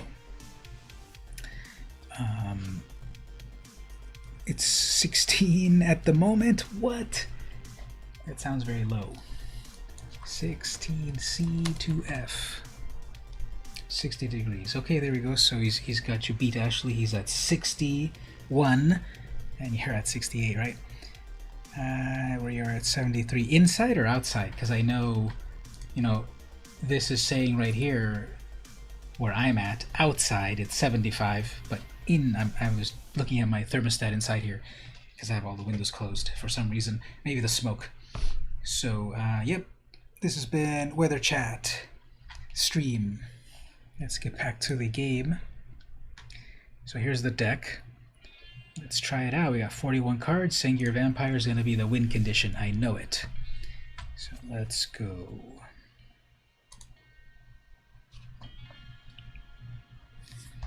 Who else is online here? Treehugger Cat. Had them on the podcast before. If you all haven't heard it, I had a pretty cool podcast episode released yesterday, Friday, with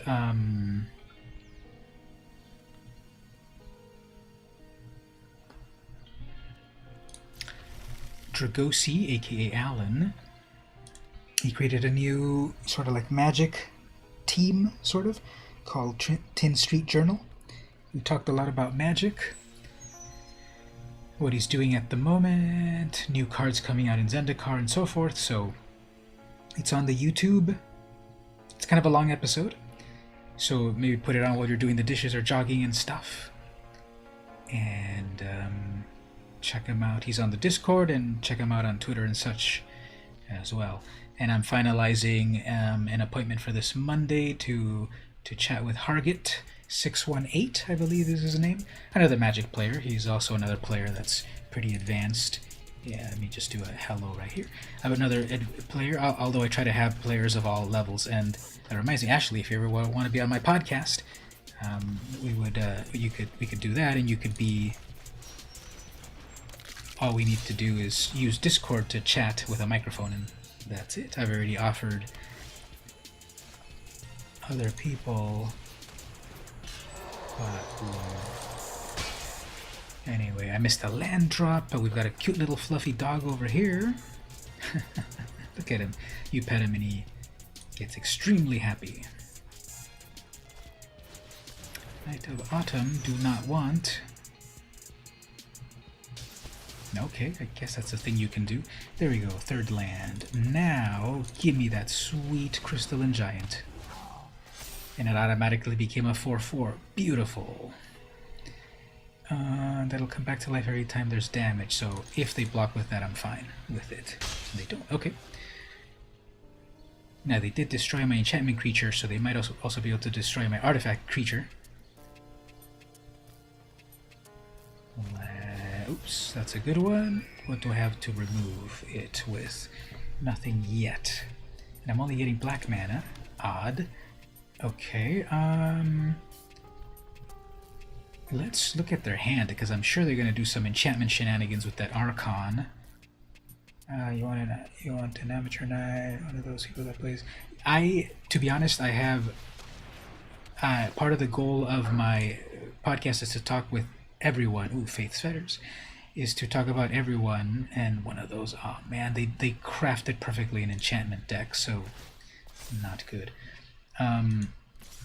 But yeah, my podcast is all about.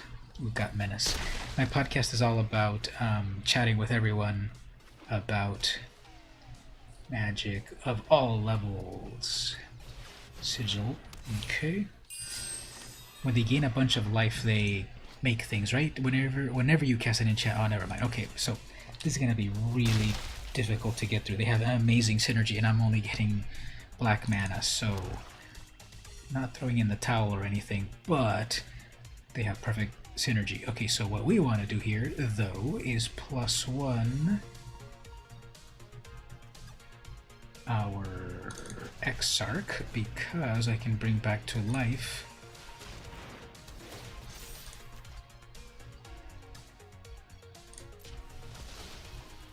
bring it back to life pretty easily. So now it's got Vigilance. Good.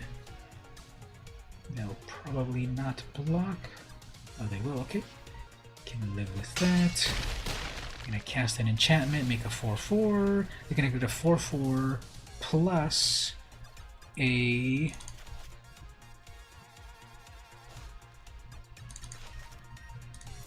They're gonna get a 4/4 angel plus a 2/2 pony. Hopefully just one. And that they don't top deck 2 enchantments. Okay, there's 1 enchantment.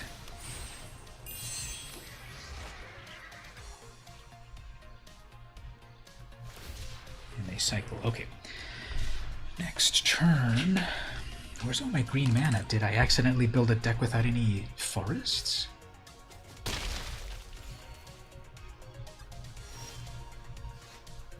Weird. Okay, well, what I could do is drop Gary, although that's not really going to be a lot yet. Let's pull here.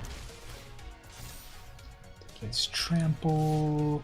We're just going to block it and make another one. Yeah, I don't know. I need a whole bunch of removal here. The main thing I need to remove is that Sigil, and what do I have for removal? For an enchantment. I don't have any enchantment removal in this deck, actually. At least they're cycling, so they might not have anything amazing.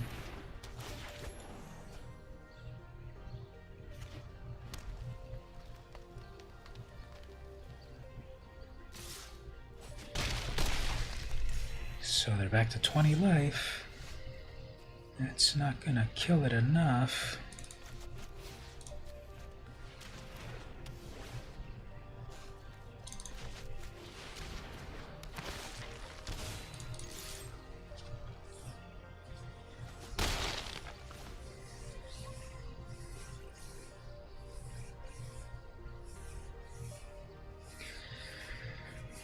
So that's kind of weird that I'm not getting any green mana. I gotta check again. Did it accidentally remove all my green mana somehow?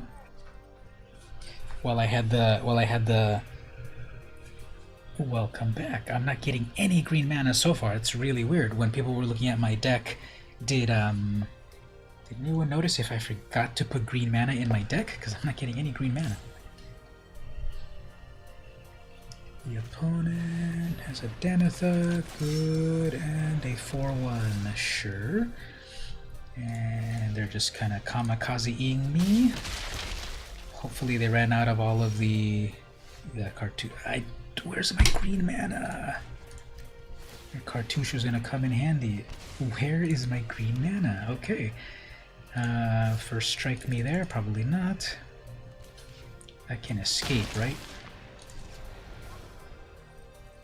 I can escape for 5 plus 3. Hey, we're looking at the barbarian. You saw forest, don't recall how many. If it auto did it for me, we should have plenty. At least they're not getting any more enchantments. Wow, this is so weird. Okay, well anyway, let's bring out a 4/4. What do we want to entomb? Yeah, let's look through our... Yeah, we've got... Where are all the forests? What do we want to entomb? I can put that flashback. Search for any card, and then I could bring back Woe Strider as bigger. Yeah, let's put the Woe Strider in there, because then I can escape it even bigger. Yeah, Woe Strider.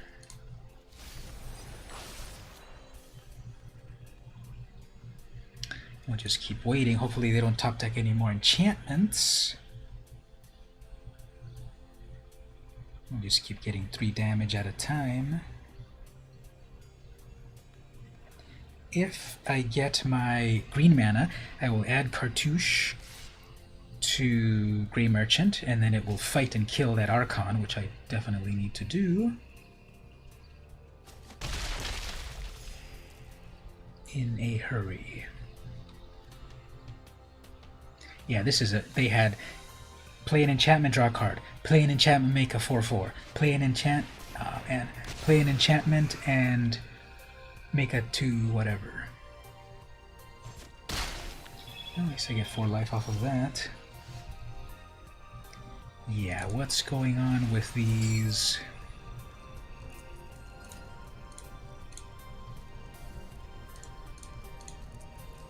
What's going on with no green mana?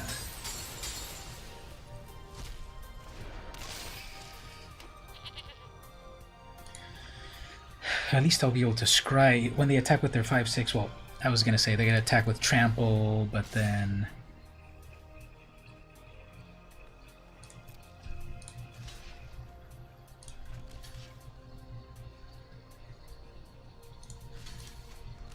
it's 5, 6, 7, 8 mana in total. We'll do that. Then we'll scry this away.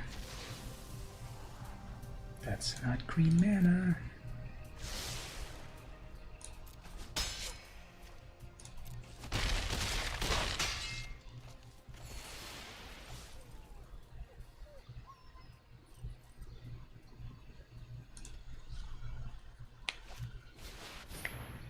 KS for 6, comes in as a 6/6.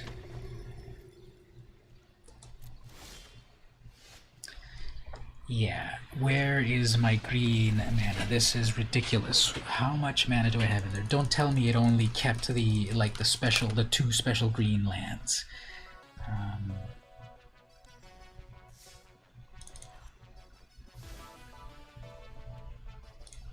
There's 7 forests and a Castle Garenbrig. There are 8 lands that never appeared. I have 17 lands and forests never appeared. What are the odds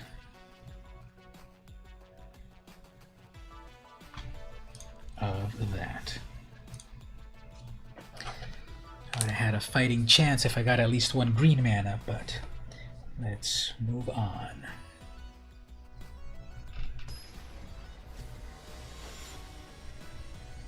Life Lotus. Speaking of Lotus, Lotus Cobra is back in the new Zendikar set.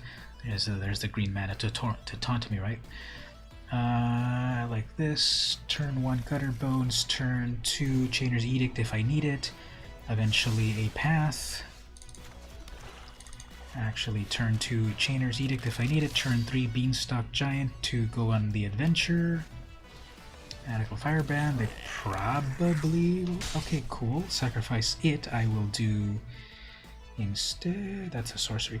I will do instead 2 damage.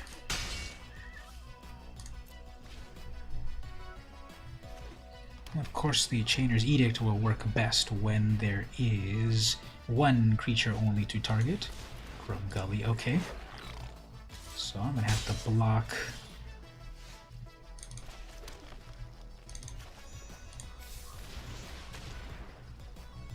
Going to have to block so that they lose their Fanatical Firebrand. Never mind, so the Chainer's Edict is kind of worthless now.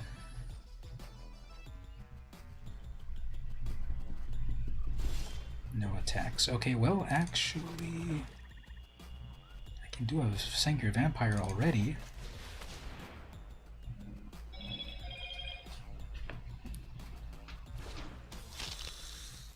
Oh, Rickman is sending a message on the Discord. He should come and hang out, actually.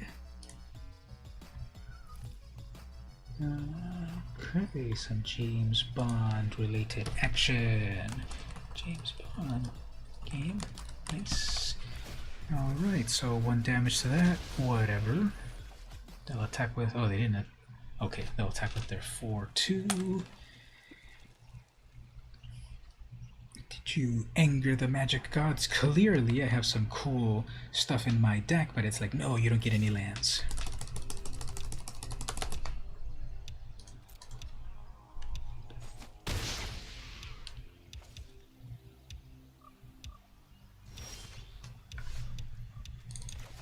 Okay, well, at least we'll get this. I'm going to sacrifice their 4-2, which they'll be able to escape, but I don't think they have much in the graveyard at the moment.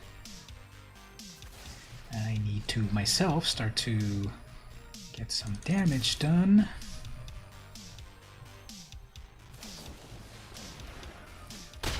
Sure. Gave yourself a 6-3 first strike, but I've got a flyer, so perhaps that's a thing to do. Right, opponent discards. Let's do that edict.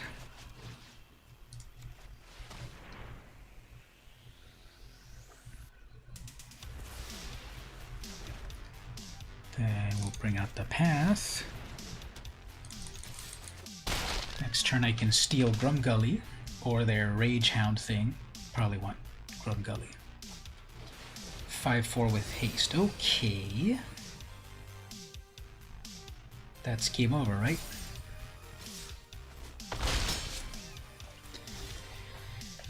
Well, what do we want to do here? Ooh, can I get Drakuseth out of your graveyard, please? Okay. Don't really need that, do we? I would rather have some removal. So that gets big. I can Chainer's Edict. Okay, let's do that.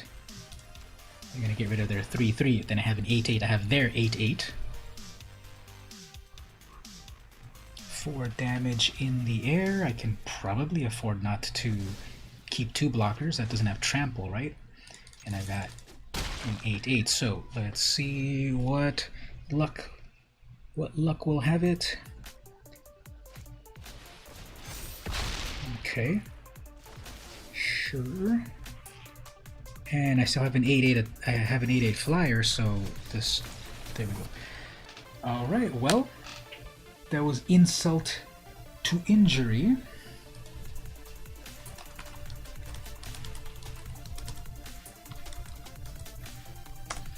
Insult to injury, so their very own creature. I didn't even see what else was in their graveyard there, but finally when I went in to peruse it, they seemed to have a 7/7 flyer, so I'll borrow that. Okay, we got a winning streak so far of 1. What are the prizes so far? 3 cards. Hopefully the guards have forgiven me. I hope I have given them enough devotion so far for them to come to my side.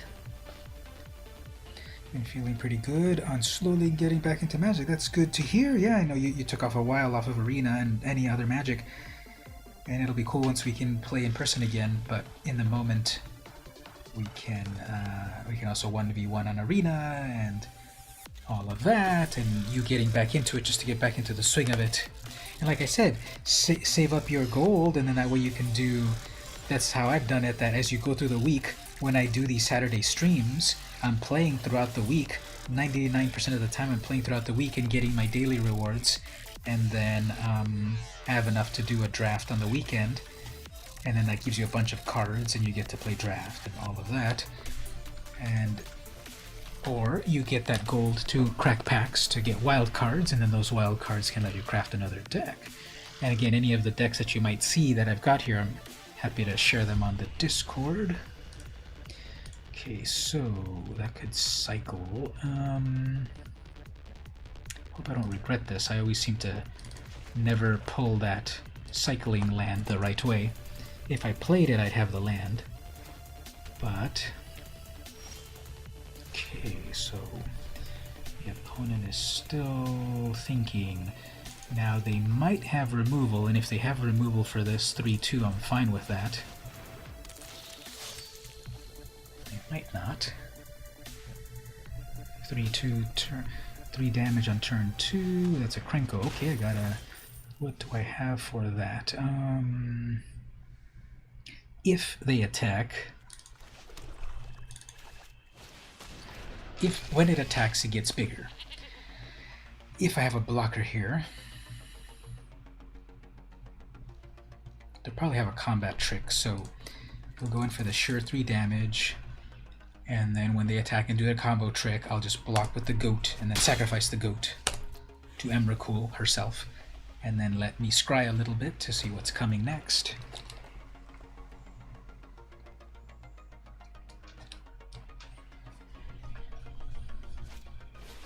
Banefire. Okay, fine. Let's do the scry early. Do I need another forest? No.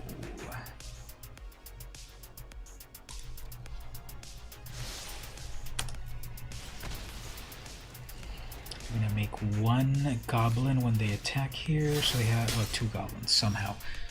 Okay, well, I'll have blocker there. They might double block this. That'll be better for me, actually. Okay, yeah, that'll be better.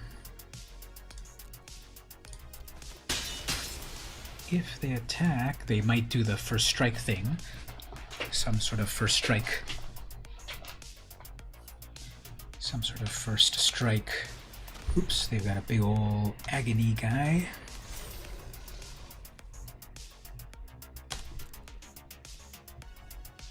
Hopefully they don't fully read my card. Okay, so I think this is where we cycle this. The giant, cartouche, okay. -1 to their demon.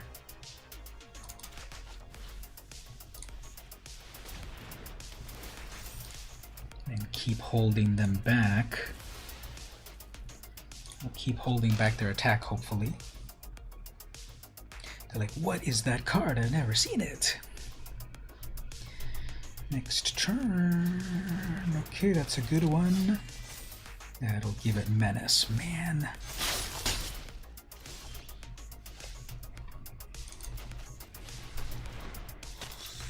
That is the luckiest freaking play ever. This is going to get out of hand.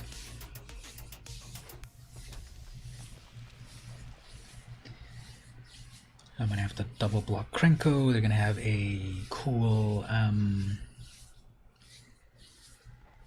combat trick. Well, at least I wasn't kicked.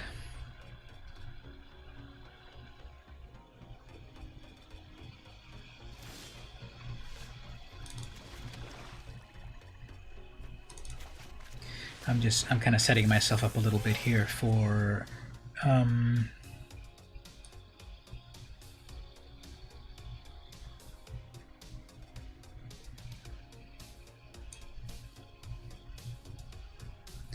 setting myself up for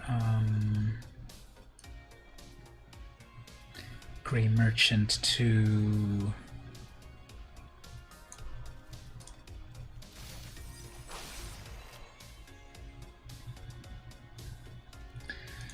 do a big attack. I have a blocker, Grave Breaker. I have double blockers for Krenko. They missed. Well, you have to pay for it. 3. It's 4 in the air, sure.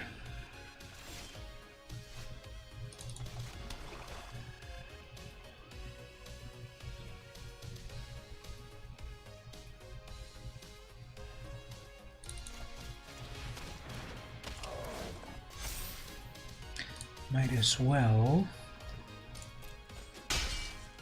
do some damage in the air.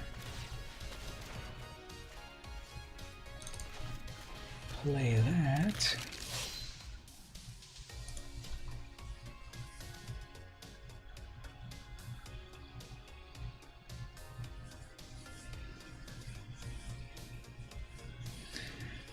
Alright, so I guess they're at the point that they're gonna plus their Krenko with the Mentor.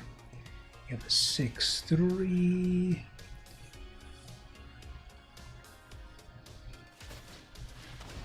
Yeah, so that's gonna be 4-5 with Menace.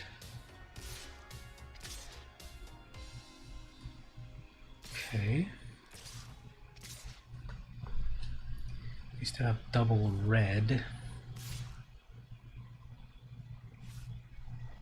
Guess they want blockers. Yeah, I don't know how I'm gonna get past that. And what else? Nothing else attacks, okay.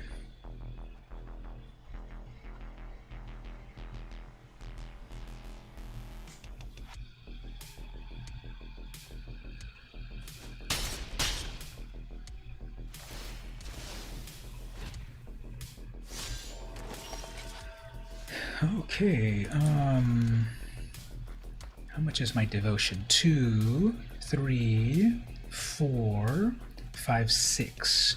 I could also Unburial Rite directly from my graveyard, bring back my Crowl. That will be 1, 2, 3, 4 damage to a flyer. Okay, I think that's what we want to do, right? Actually, wait, that's not going to be enough. I bet this is going to fail here.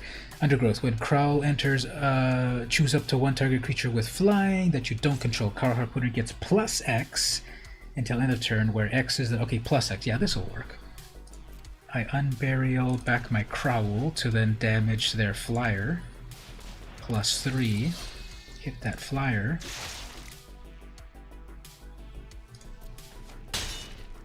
Got it. Okay, so they've got a lot of attackers. They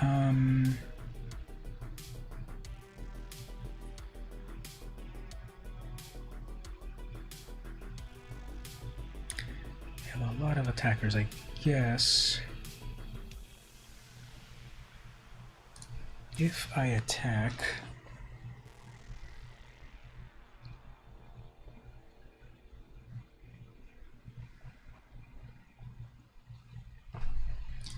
with a couple of things.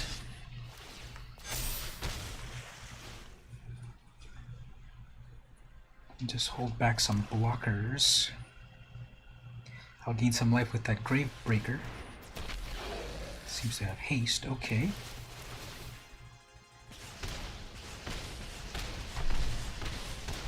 Alright, well.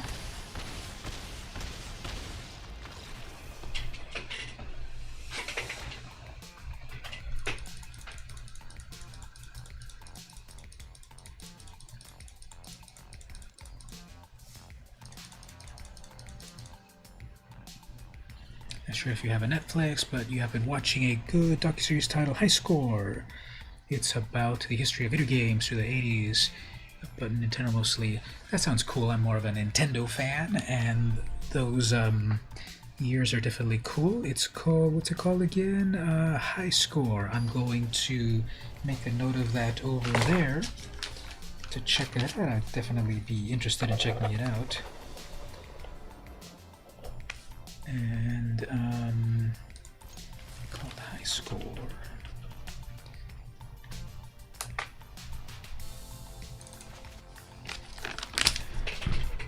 Mario's the guy that does Mario is the narrator. That's cool.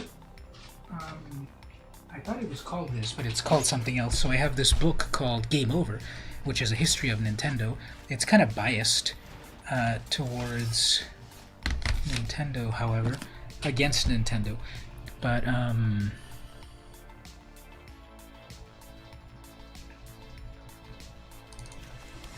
never even finished reading it. This is a part 2, actually. There was one called something like Game Over. Part 1, it was something like how Nintendo conquered an audience, how Nintendo conquered America and enslaved our children. So I know the first one had like a really controversial title, and this is part 2. I got this like probably like 18 years ago or something. Here's a quick excerpt. A come down from the flashy corporate office of his past, whether at Atari, Chuck E. Cheese, Time Theater, or Catalyst during the glory days in early 91, Nolan Bushnell's office was in a dirty beige-brown trimmed complex on the side street not far from Hewlett-Packard. It's kind of a long run-on sentence there, but I guess. Alright, come on, Giant. Vigilance. Also have this other video game book. Oh, this one's dumb. Secrets of the Game, Nintendo Game Secrets. So it's one of these books, one of these old books from the 80s that was like giving you all of the tips about how to... See right here, here's the whole chapter on The Legend of Zelda, how to do well on the original Legend of Zelda. So right there, uh-oh, you clearly have some sort of combat trick there, but let me actually block your venerable knight. So here's how to play. I don't know what's up with this opponent, but let's go to the card cam for a moment. So here's the how to play. Yeah, it's old school walkthroughs. How to play Shadowgate. Remember that game? How amazing that was. Okay, well, they showed their hand. Like clearly now, it's like, why would I? They did a Rimrock Knight. Why would I even block this? So was that Game Over book written by the same angry lady who thought D&D was from Satan? I don't doubt it. You know, Karen J. Carensworth, right? No, David Sheff, close enough. Okay, so you could have used that 20 years ago. Yeah, Shadowgate, that game was amazing. Oops, they have one more red mana. What are they going to do with that one red mana? Oh, they're going to shock my Strider. So I'm going to get a goat, but not the ability to sacrifice it. Sure.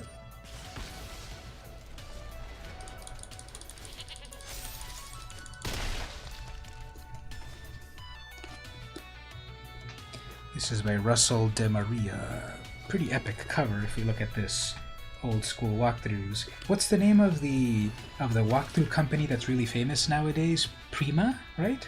Do they still do their walkthroughs, or do you just get everything online?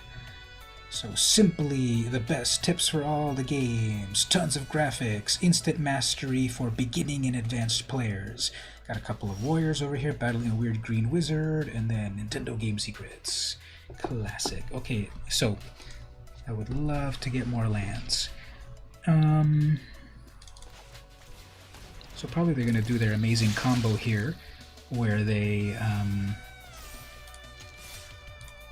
block that Venerable Knight, pass the counter onto the Pilgrim, then on the Tether next turn I won't be able to attack. Pima still does books, okay. Oops, I should switch back to the game. Alright, there's the game. Simply I'm battling this opponent. trample. Next turn they're going to sky tether me, so I won't be able to attack. And another video game book. It's missing the cover, that's why they sold it cheap. This is one of these 1000 Things You Must Do books. So this is the 1000 video games you must play. 1001 video games you must play before you die. This whole must-do video game. So let's randomly look at one of these in a moment. Actually, that'll be fun in a moment. Well,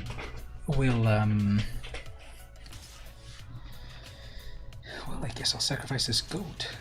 Actually, wait, I can still block, so why don't I just block that? They'll pass it over to their knight, which can't block. And then I'll block it with a goat. And yeah, now it's the complete opposite, that I'm going to not get any more lands, but I'm kind of okay. If I get my 4th land, I still can't even play any. Oh, I can play Nylea.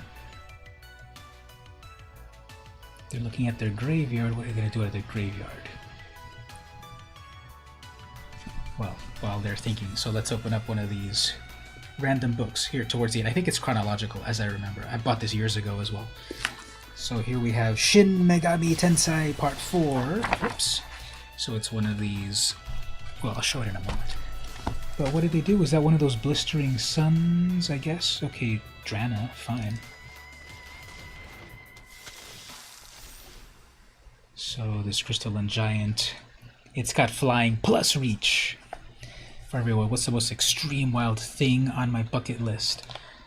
I haven't thought about that very, very recently, but I would think skydiving. You know, sometimes people do those at like the big sometimes people do these at the big event of their life. Like, it would have, there's my land, it might have been cool to do it. They're good gaming me because they're not getting any more good stuff. There we go. Okay, I guess that was a win.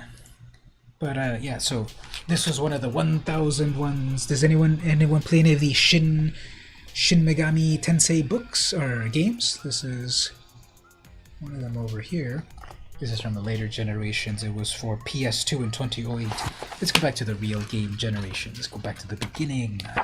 Let's see what's the very first book that it says here. So it is chronological.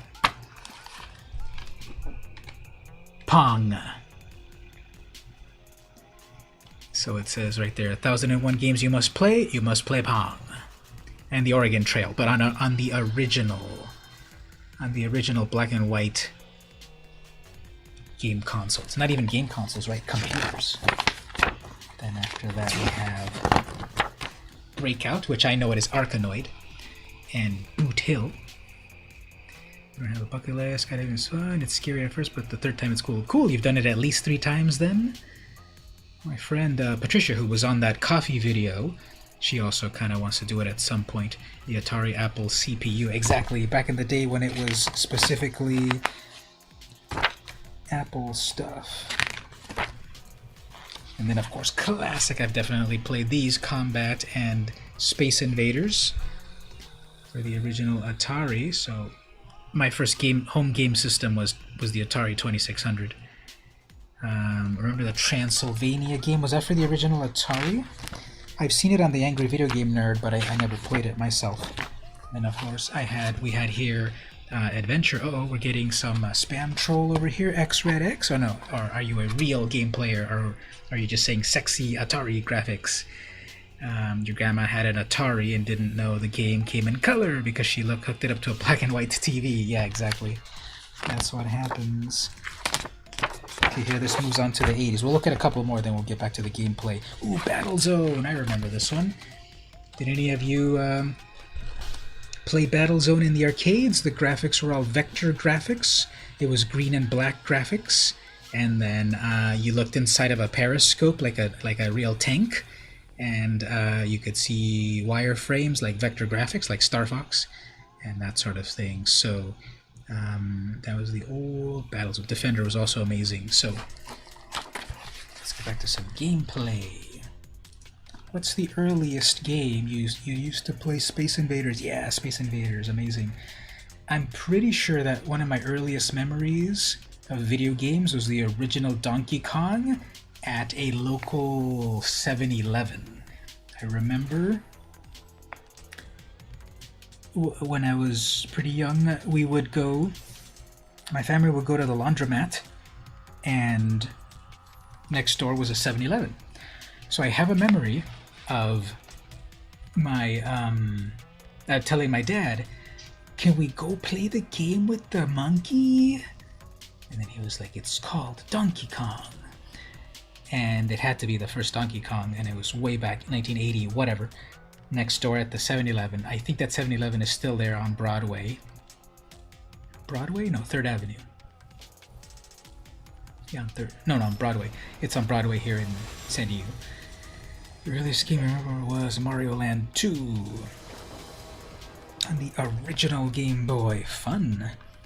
Mario Land 2, I remember that one. So I remember Mario Land 1 was, of course, like so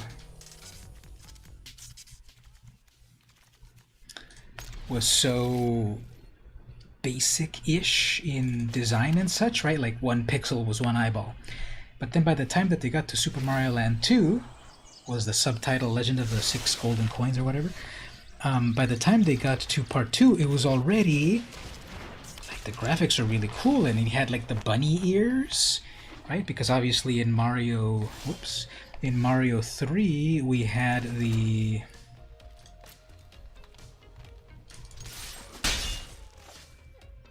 In Mario 3, we had the raccoon tail and everything, and then on Super Mario Land 2 on the original Game Boy, I think Drana's dead. Oh, pacified. Okay, that's fine. I wish I had my 4th land. I'm really, like, this whole cube has been, like, really bad mana, hasn't it? First game, no green mana at all. Second game, there was something, and then the opponent has, like, perfect mana. So...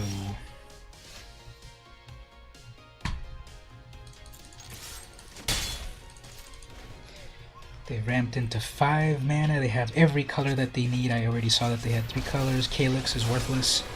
Your first console was an Atari. You had the dumb ET game. So did I. I remember trying to play that. It made no anointed procession. Okay, we're completely dead here. Especially with no lands. I'm going to play Anointed Procession next turn. They're going to double their counter somehow. I have no way to deal with this. They have all the mana that they need.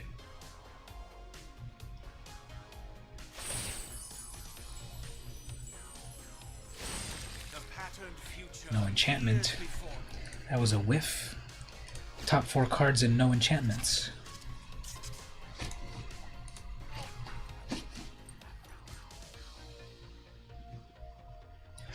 You remember the ET game for Atari? Yeah, it was really bad. So they should have put out their procession first to make 1,000,000 of those. Okay, finally got a land, but it's tapped. So finally I can cartouche this freaking thing here. Remove 1 of those. I'm gonna have to waste my time battling that Planeswalker. If they double block that, I can live with it.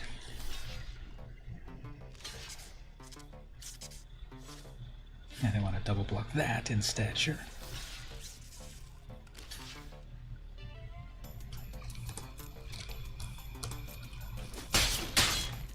Your selfishness tears at reality.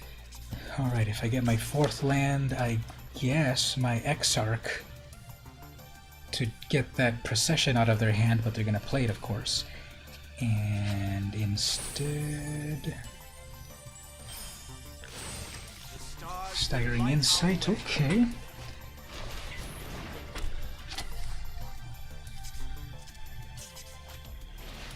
Gonna Insight that, but then they have no blocker.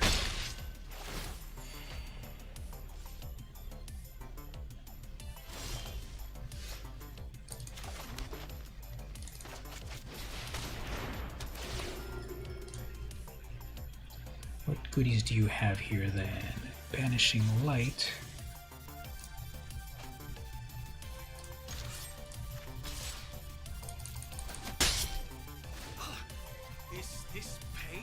Talking about Atari games really shows our age. Definitely. It shows our... The patterned future appears before me. Yeah, everyone made way better decks than me. They're gonna cast that angel card and then they're gonna get 4 angels, so... They definitely have more cohesiveness than I do.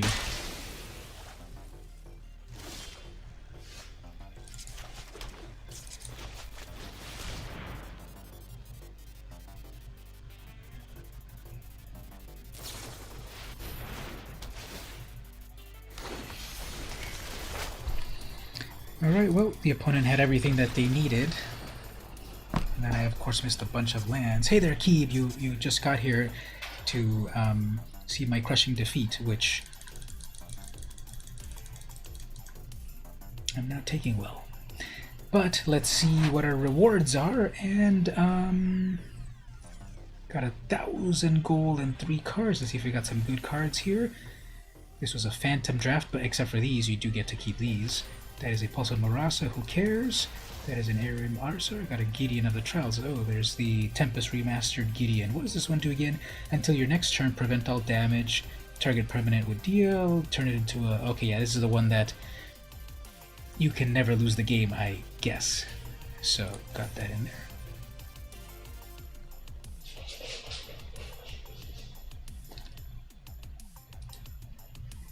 Cat was running around for some reason. Let me check in on that just to check. Why is the cat running around all weird in the middle of the night?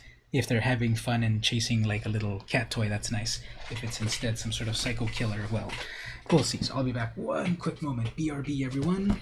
Let's figure out what type of game I should play next. Cube, 1v1, etc.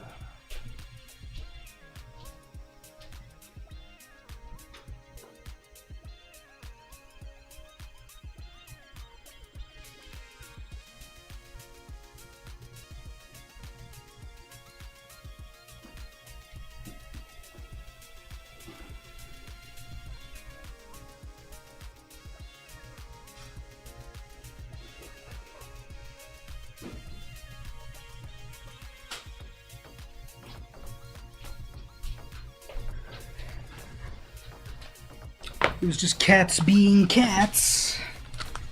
Alright, let's, yeah, I don't know what's going on with that mana problem. It's like just supposed to be the auto-include lands. Let's look at this over here then. Let's do the, Rickman is also spending Father's Day with the boys, so I guess Australia also celebrates Father's Day at this time. Is that just like a Southern Hemisphere sort of thing? Anyway, let's... Oops, not that one. That one, right there. Let's look at a few more items of the 1001 video games you must play before you kick the bucket. Let's just randomly pick something over here, right here. What is this? This is Pilot Wings and Outzone. Okay, I played Pilot Wings. It's cool. It was one of the first games released for the Super Nintendo in 1991, one of the launch titles. There were Pilot Wings, F-Zero, and Super Mario World. We got Super Mario World. And Outzone, never heard of this one. What's this one? It's 1990 for the arcade. It's a shoot 'em up. And so, yeah, looks cool. Pretty cool graphics right there. So anyone of you play Pilot Wings or Outzone? Play Pilot Wings on the 3DS. Cool. Let's jump to another spot over here, right here. So the more you go forward, the more it's like newer generations.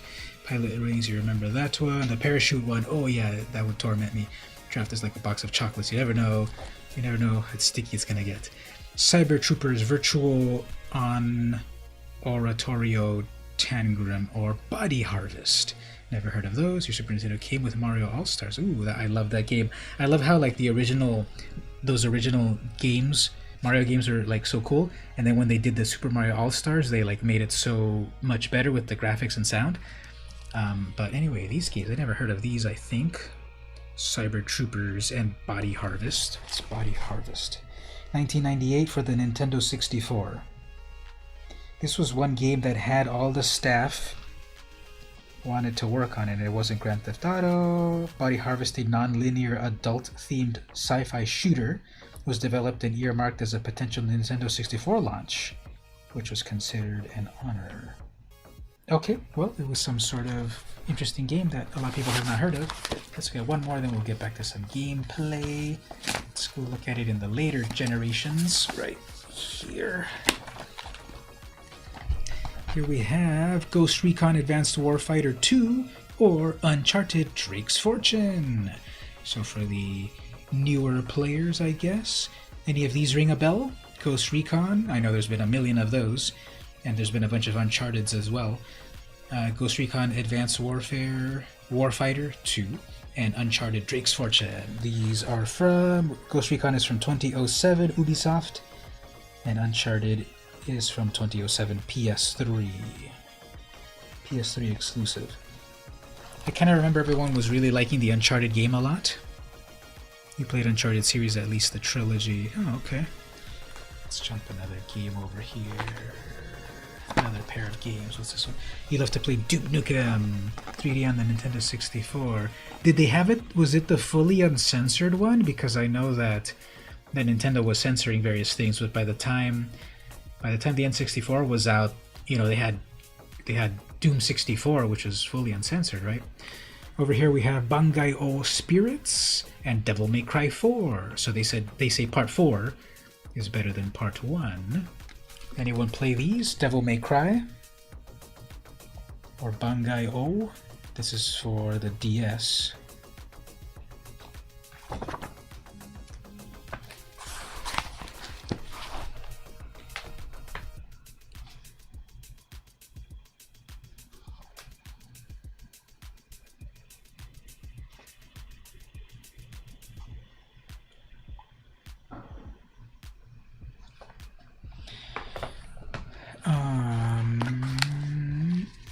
Alright, let's get back to the gameplay then. So, we'll do a little bit of gameplay, but here's your challenge in the audience.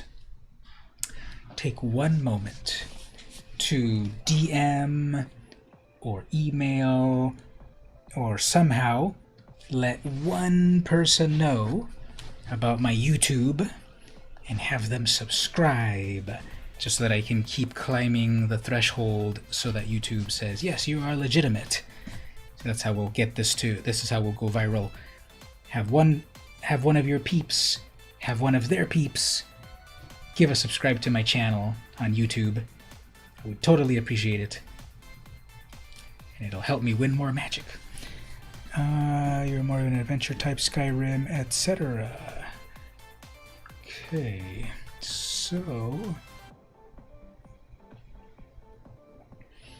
I think I don't want to do any like high stakes sort of thing. I think the cube was cool, but I want to do a palette cleanser for a moment.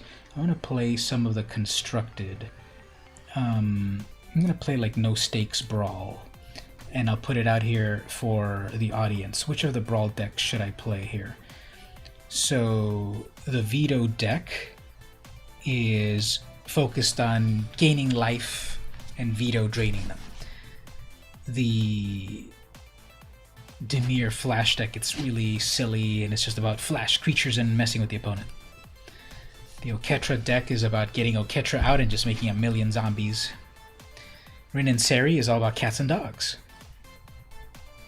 This Liliana deck is basically oops, all Lilianas. So all Lilianas in standard are in this deck, plus zombies, I think.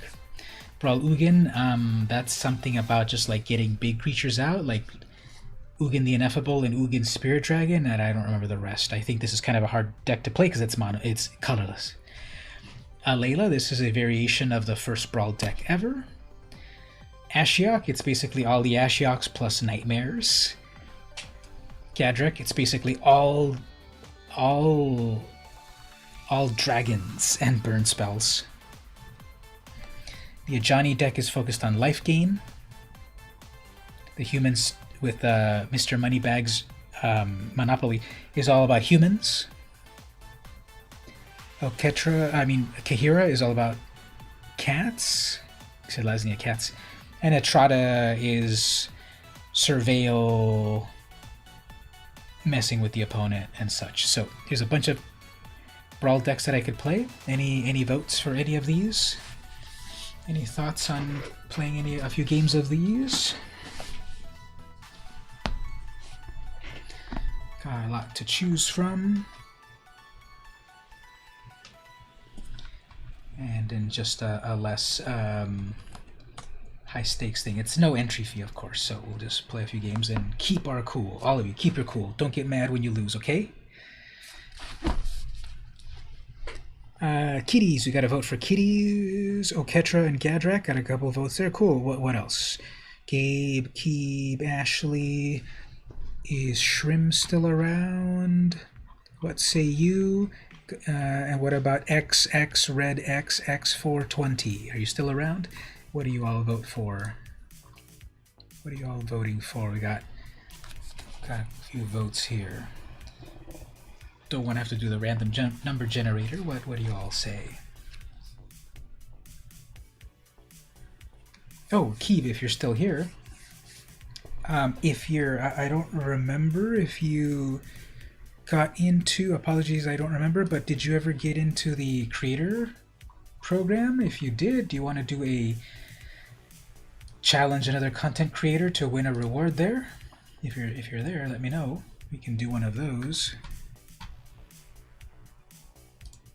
We gotta vote for Etrata. Oops. Etrata. So we got lots of votes there. Any other votes?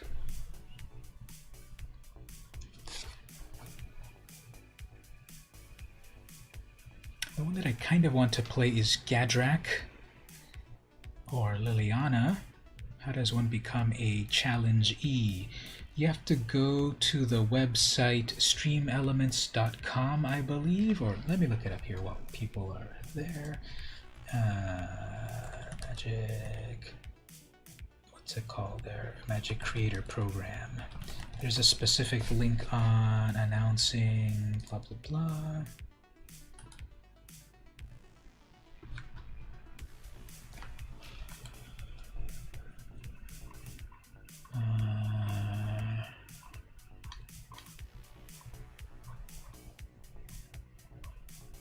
Oh yeah, okay, here it is. So I'll put it right there in the chat. Follow that link. There's the article, and there's a spot to join it and such. To apply to join it. I'll put it over in the Twitch as well. There you go.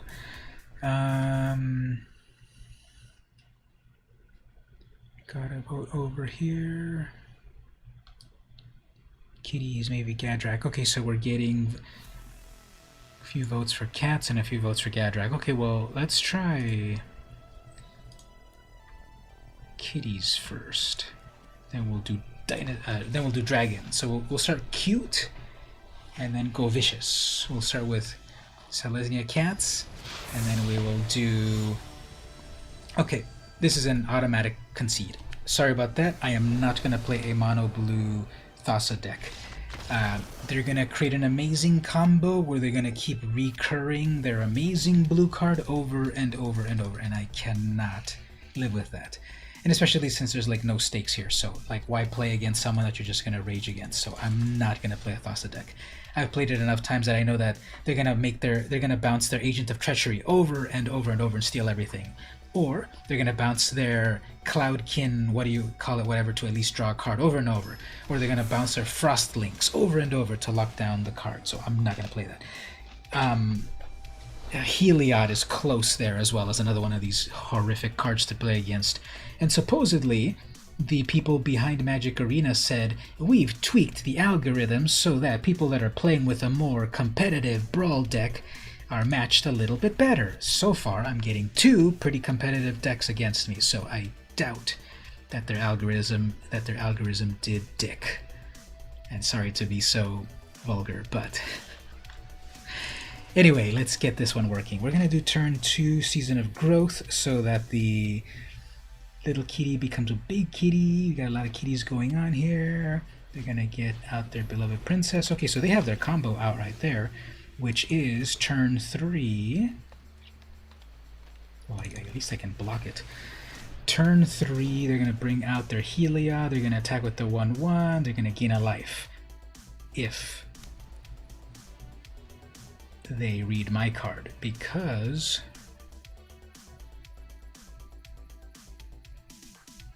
a lot of times people, okay, they're going to hold back because they see what I got. They're going to, they're going to get their enchantment. They're going to go get their pacifism or something. So I am going to break it with my exposed to daylight. See, watch, that's what they're going to do. They're either going to get Faith's Fetters or pacifism or something to lock down my blocker. Oh, okay. Enchanted creature gets +3 and has flying. Okay, so I guess they're going to do it that way. That's fine. I will instantly do it here. So let's see if they fall for this. If they, well, that needs 5 whole mana. That was a misplay. That needs 5 mana to be online. I should have done something between then. I should have brought my golden egg out. Okay, anyway. So they have their 4th land. Heliod probably won't attack. They want to hold off to their next turn to make it grow.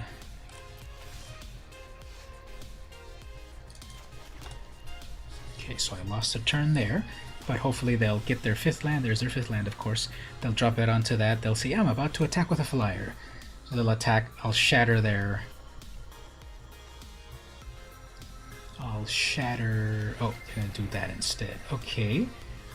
Exile target permanent an opponent controls with CMC 3 or greater. People love this Elspeth Conqueror's Death. They think that it's like an auto-destroy. But this was a misplay, clearly. So I want to shatter it, but I guess it won't really matter.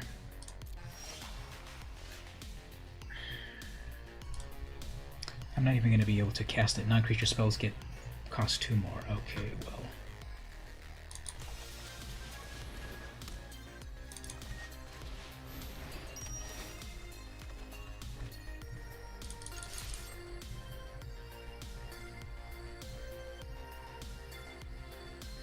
So I'm not going to have enough for that. They're going to bring to life their Heliod.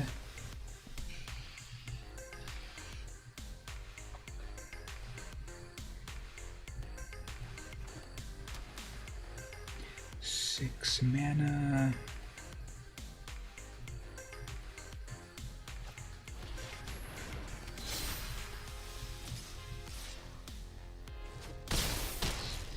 They're going to lose their Elspeth next turn, so Heliod will go away. I guess. Okay,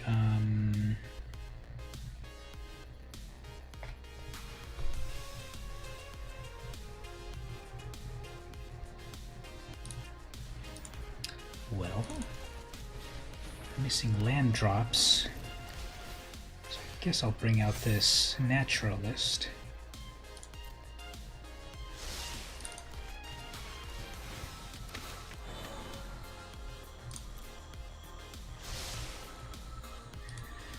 Okay, so the big idea here, they only have 1 attacker. They're going to gain 4 whole life.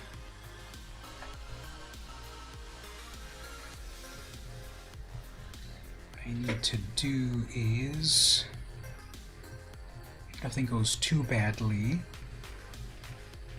next turn what I'm going to do is let them try to attack. Then when they declare that flying attacker, this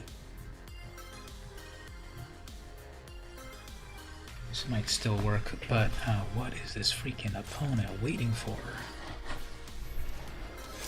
Yeah, this is not going to work out. Okay, so that's 2 overpowered commanders so far. Let's see the next one.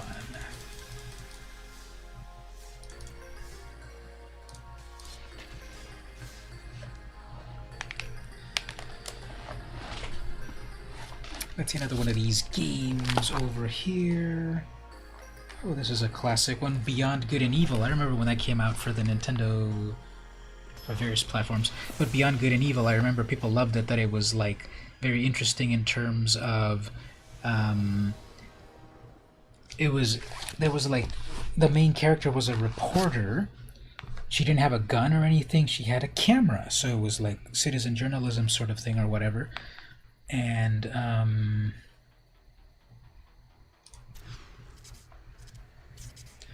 it was like a critical darling and so forth. Okay, so this is a mono black deck. We're gonna get everything of ours killed. But we'll see. So what do I have for removal for a planeswalker? I can't get my Guardian project yet.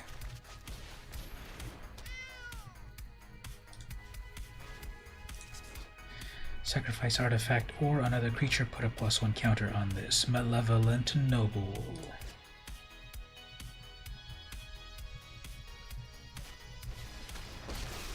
Gabriel, okay, I guess gotta remove my citywide bust.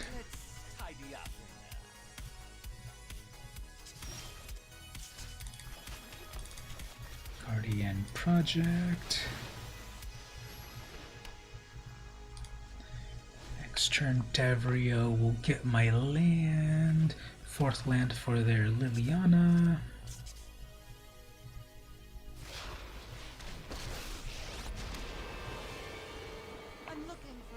I like the art on that a lot. Her brand new kind of like outfit sort of thing, and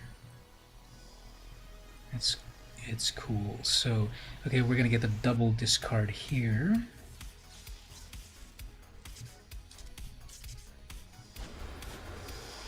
You think too much.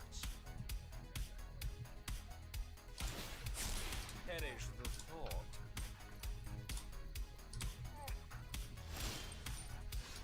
And then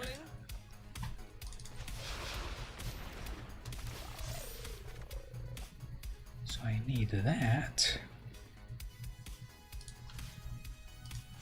I'll block there with their noble, probably. You've stained my gown. I didn't see the full last.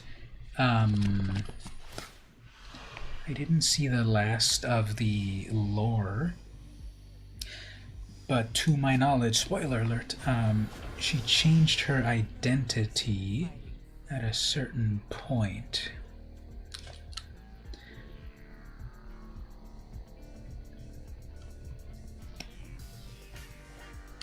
Okay, so I'm gonna Conclave Tribunal, their Planeswalker, and we're safe with Tavriel.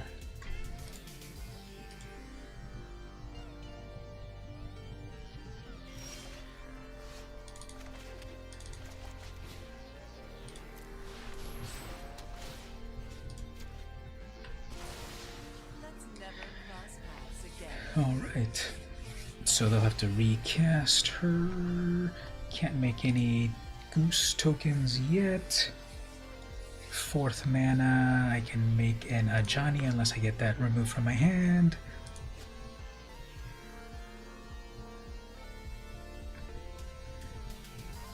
I need 6 mana for her their Planeswalker. I only need 5. Timaret, okay, it's gonna eat stuff in the graveyard. She wouldn't be liked much after that whole bolus. Exactly. Again, from the snippets of lore that I've seen, she's also supposed to be on like a hit list of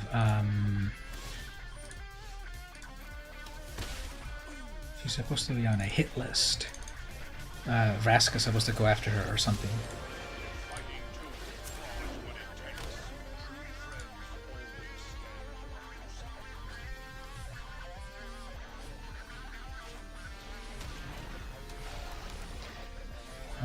That's a Thallid right there.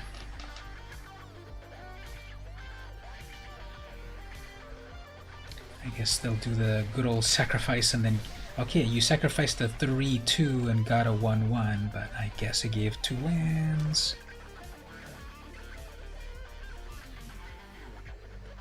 I think the art on Davriel looks really cool.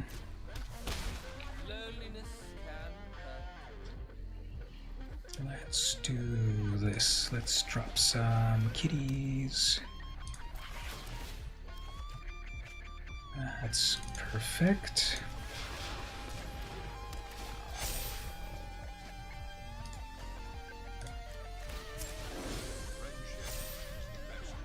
Okay.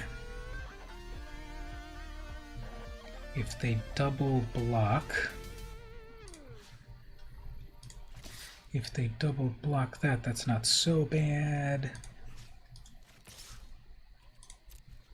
If they double block to kill the cat, that's... I mean, the Ajani's Pridemate, that's fine. Okay. Our contract is voided.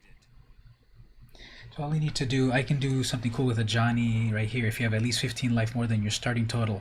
25 life is 40. Okay, guess there's that. I do not care if you attack my Planeswalker and get an untapped and get a tapped 8/8 whatever. I don't care if you hit me also in the face. So you don't need to draw a card. Joan. So do they really want to take out the Planeswalker and have one less blocker? Sure. No attacks. Okay, fine. Let's gain 1 life. Let's draw a land and gain a life off of that. Gain more life off of that. That is a 6/6. Guess the goose can make some more food. We can sacrifice that food. That is a 7/7. We're gonna attack that, and then that'll turn it into an 8/8.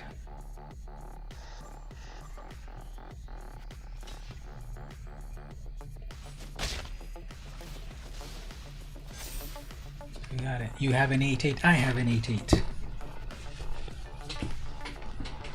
Actually, if I can survive this turn, I'll be able to use Ajani to exile. 25 plus 15 is 40, yeah, so I have 40 life now. If I can get it to my side. Sure, okay, they're gonna do the Timaret, make that big, and then I'm gonna do Ajani's ultimate.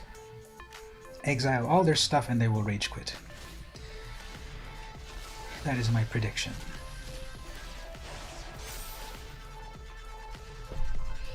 Yeah, we'll set it so that, okay, fine, you get a card, but it can't attack, because next turn.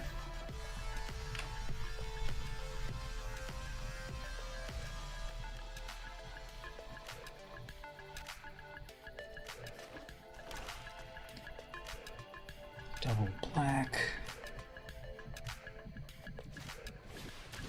Sure, put more stuff on the battlefield.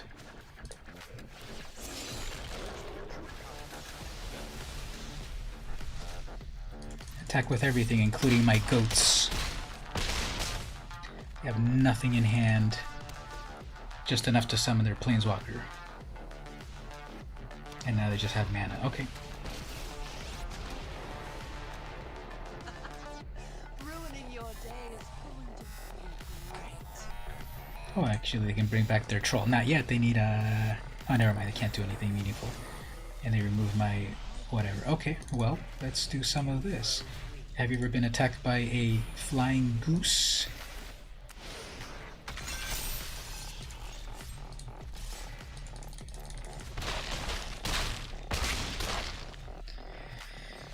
Alright, so that's how that deck works when it works.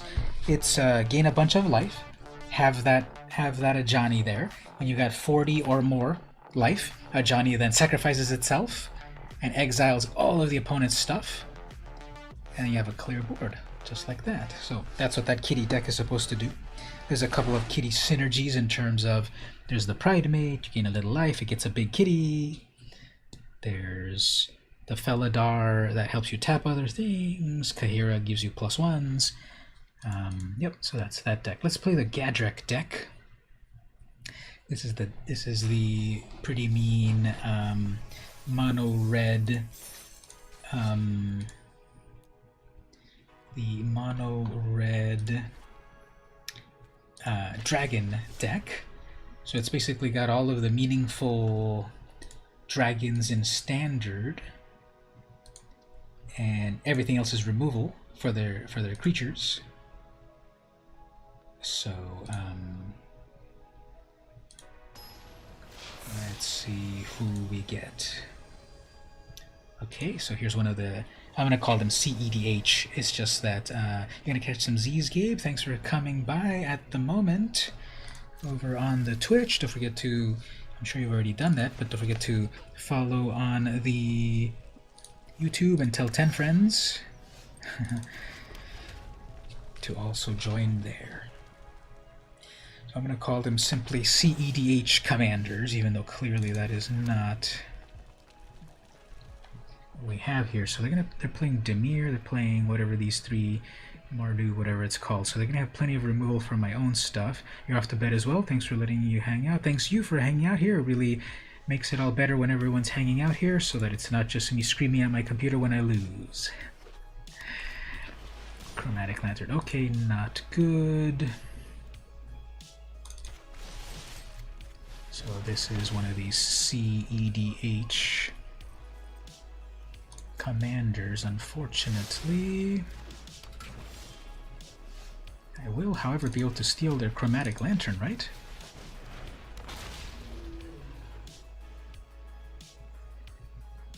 That's one way to slow them down. They're gonna, however, murder it right next turn, because they have plenty of black mana. Okay, they're gonna Druid. That's fine.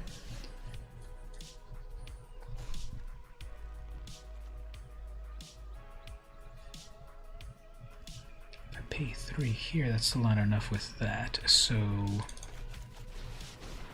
guess we'll play the longer game right there. Skargan Hellkite, I would probably be able to riot it. That's enough for their that. They have to tap it, so Fiery Prophecy it. 4 damage, that's not enough, so I'm gonna have to double damage it.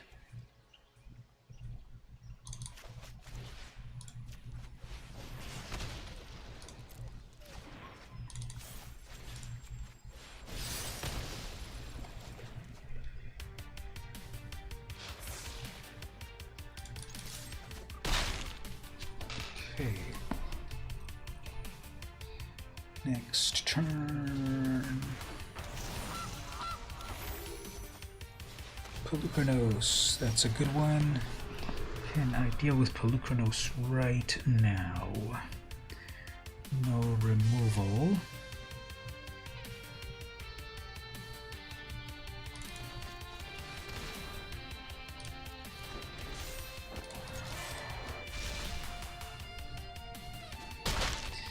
So they'll probably have enough mana to bite one of my creatures, but then it'll use all of that up.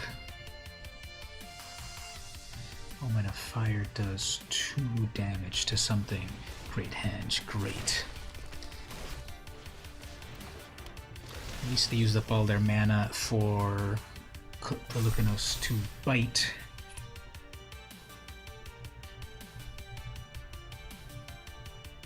Yeah, these dragon cards are fun.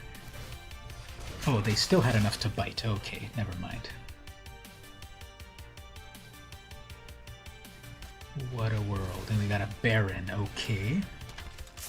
Sure. Return something. Back to the hand.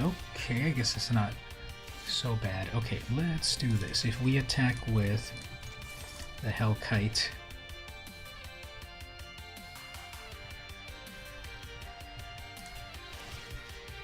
so deals 2 damage divided as you choose among 2 or more targets. Only 2 in total. It's 4 mana in total. I have enough, right? Yeah, I have enough. Okay, so we'll do it twice. So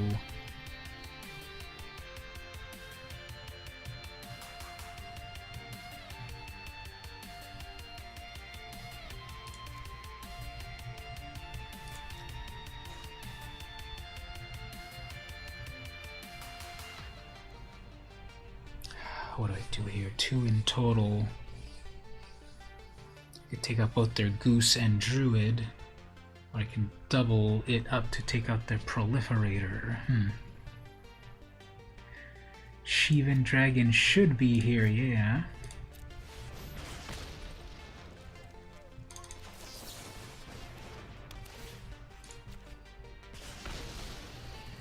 There should be a Shivan Dragon, of course, because yeah, it's gonna, you know, it's got the fire breathing on it to win the game.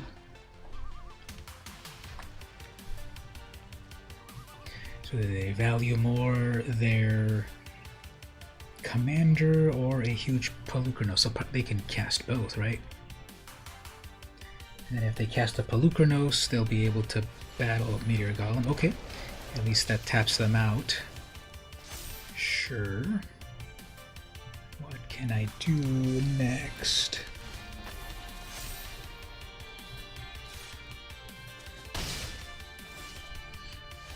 Oh, that one's really cool. However, it's gonna die. That's gonna Wheel of Fortune everyone, but it's not gonna survive.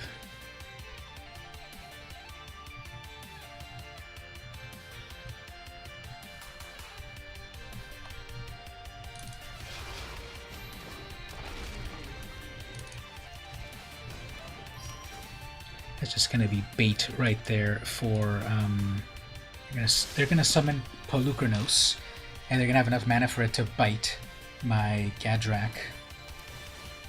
They're already starting to get their Field of the Dead going on, so again, this is the 3rd CEDH commander that I play, and like I'm saying, I thought they tweaked the algorithm.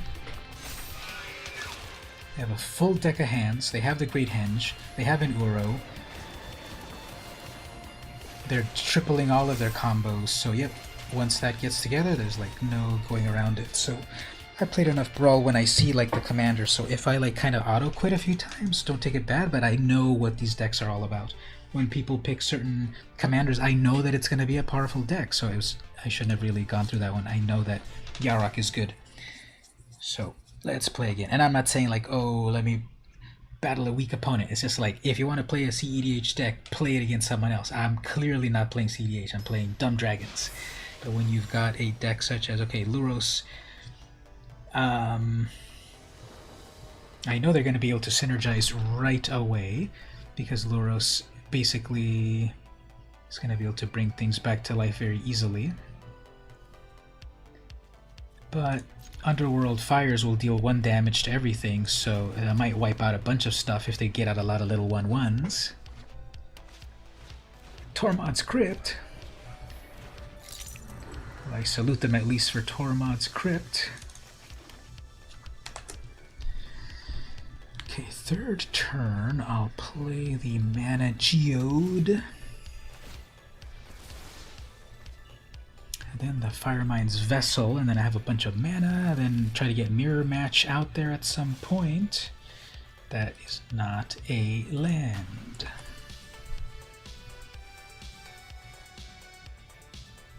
The opponent forgets that they have to tap their Tormod's Crypt.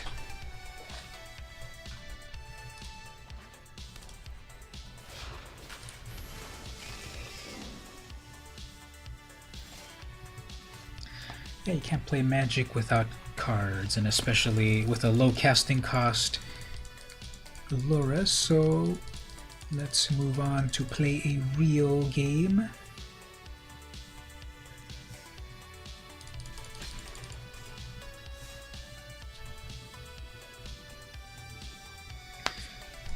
No one's hanging out at the moment of the Arena Friends. That's a little odd. I usually, on a Saturday night, there's plenty of people on there.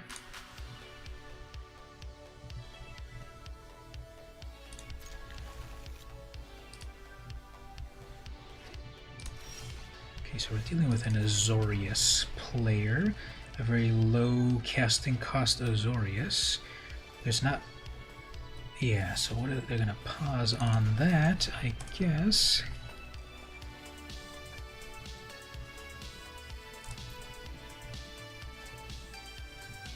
So if they spend their mana, I can cast my Omen.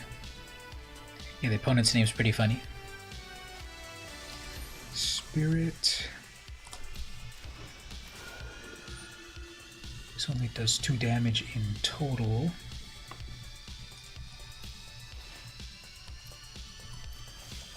Forbidding Spirit does not allow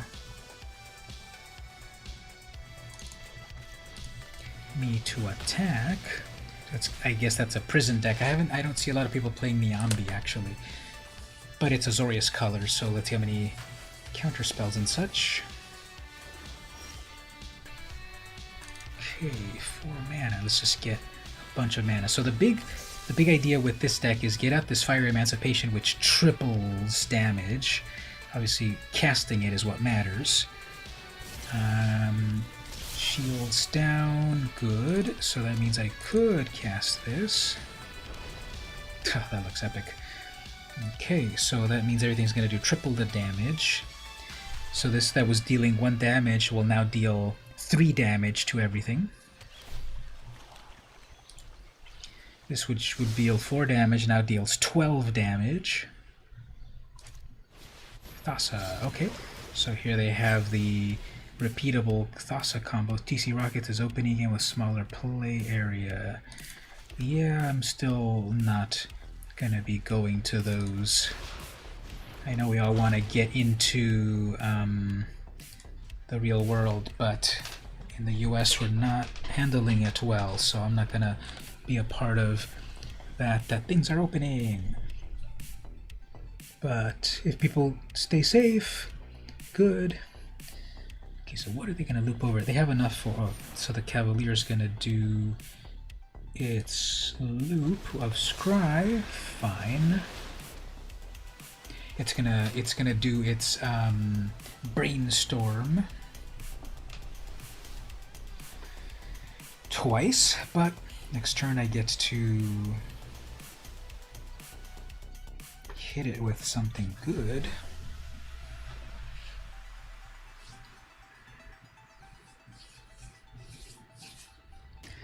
At least they didn't have Thassa Commander. Charming Prince. Okay, that could be useful to double Scry. Now, can I activate my thing when they choose 3 times 3? So yeah, that should get it.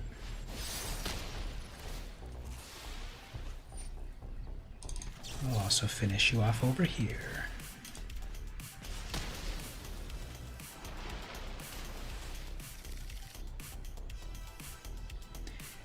I don't get the treasure though, but I think it was more important to get that out, and then we don't get anything there useful, so let's scry.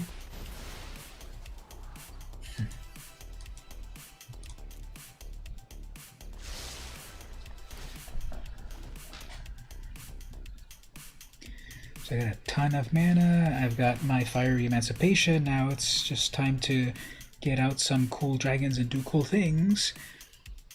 Unless the opponent sits with blue mana open and passes. Maybe they could do some sort of unsummon. Deputy, okay, it's not so bad.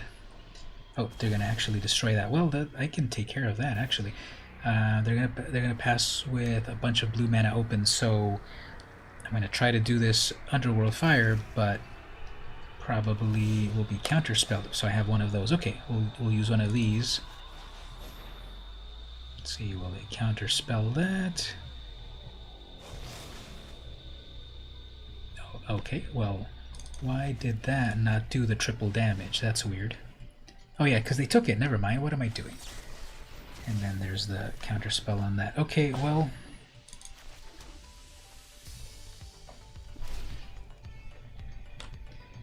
that's pretty bad math. I thought I had the triple damage thing, but of course they took it, so I think we're at the point now, probably. They have plenty of mana. They have the Dream Eater.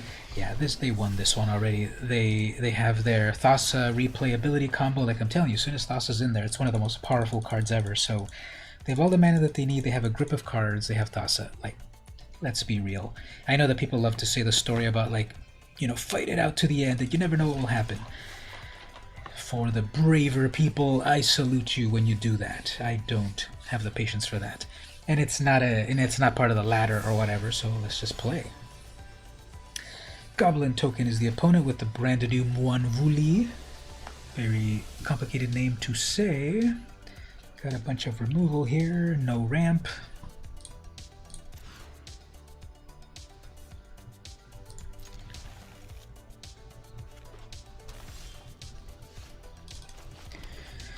So what Monvuli is, what Jolrael actually, Monvuli, Recluse is supposed to do is summon a bunch of play a bunch of things and get a bunch of cats.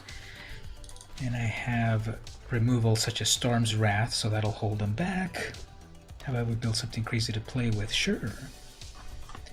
Right after this. So, what do they have? They've got a YOLO Yorvo? Sure. Just wait until I get one more mana. Actually, I shouldn't have summoned my own Gadrak. That was dumb, because I'm going to do the Storm's Wrath next turn, so then maybe they have a Plummet. But we'll see. When this deck does its thing, for example, Sarkhan, I really like Sarkhan in terms of make a dragon. But then whenever someone attacks, the dragon protects you in a sense. Okay, so probably no attacks. Although the single green mana could be a giant. Oh, never mind. Okay, so what do we want to do here? Let's get rid of. Actually, I could steal their human. They are human. We can do that. Opportunistic dragon steals a human or an artifact, so yeah, let's do that. Get out of my side. Get out of my side, Joriel. Check out this fancy Sarkhan. It's the stained glass one. I don't remember how I got it. There's some things that I've got in Arena that I'm like, how did I even get this thing? But this was like when they were revealing War of the Spark, which must have been a year ago, back in April. They were revealing War of the Spark, and they were giving out these codes on the email for you to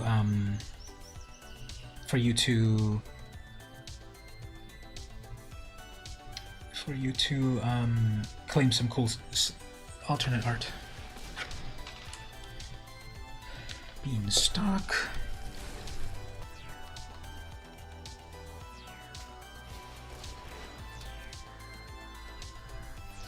So at the beginning, create a creature for each non-token that dies. Okay, fine. We gotta set up for the longer term.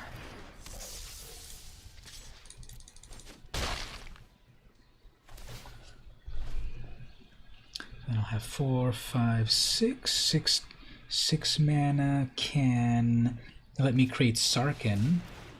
I think that's what I want to do. Or that War of the Spark pre-release. Yeah, that was a while ago, back at 138 Comics. It was like the very last week before they ever closed.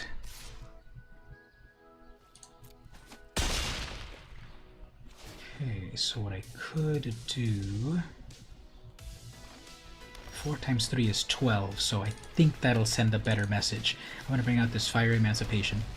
I'm going to attack with a 4 damage, which actually becomes 12 damage. And now they have 9 life.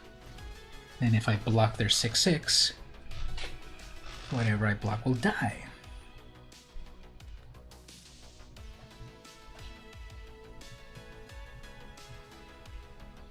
I remember at 138 Comics they had those models up on the top of the store of the Kaladesh vehicles. That was cool. Oops, one of those elder ones. That's not good. But I will be able to wreck it with my fateful end because I have the Emancipation. Taking with a 7/7. I'm getting a good game, so I see they have lost their will to live, or they're making me think that I'm gonna forget that has vigilance. Let's wipe out their whole field. And then let's wipe out the opponent. Alright, so see, as we see here, the opponent was playing mono green. I'm sure they had some fun strategies. They didn't have an incredibly powerful commander. And again, I'm not trying to like pick and choose like opponents and all of that, but like I played enough off stream that I know what when someone picks certain commanders, you know it's gonna be. And when you're dealing with standard, there's very limited compared to like full commander or even historic. So that's what happens there. So okay, we want to build a deck here. Walk me through that. What kind of deck should we build? What kind of format? What kind of deck? Whatever you'd like. Let's start that off.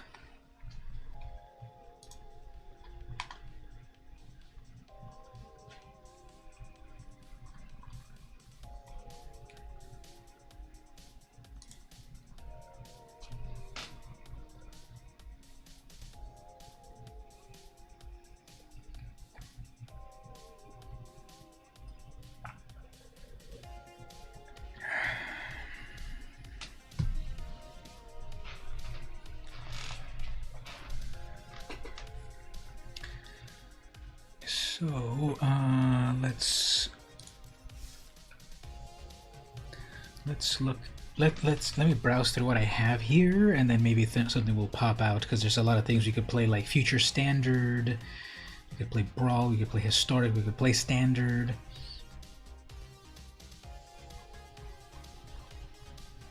We could do something tribal. Maybe find like tribal zombies or something.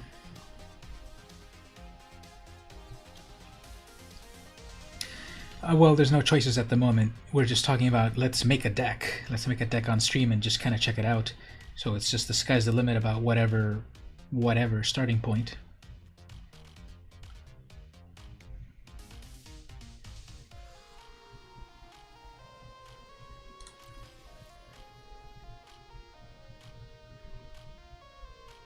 September 17th is the day of rotation. Oh, that's kind of sooner than I thought, but that's when that comes in.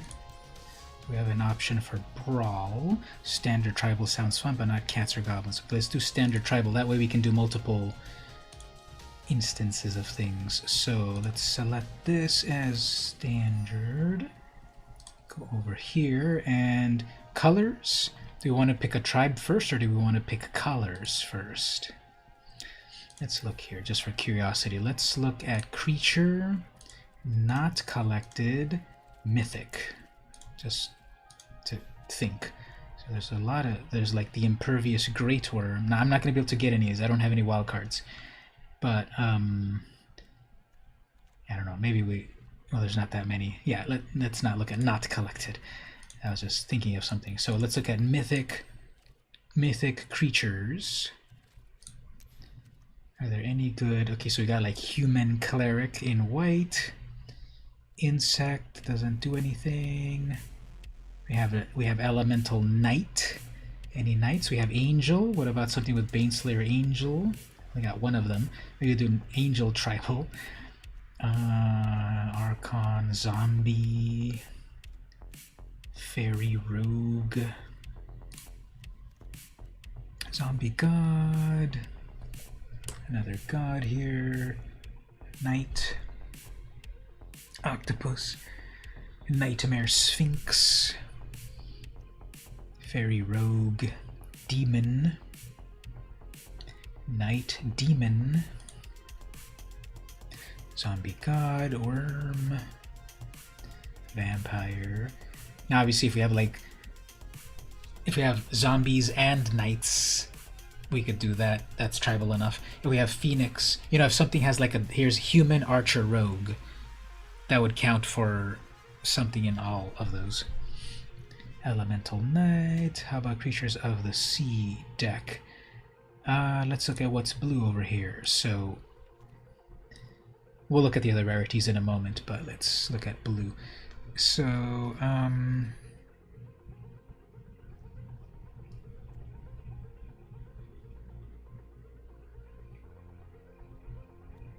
creatures of the sea, so that could be that we've got an octopus, we've got Thassa, which is a sea god.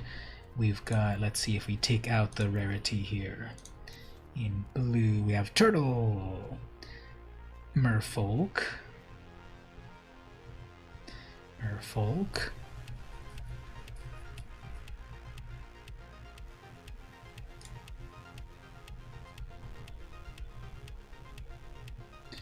Merfolk there.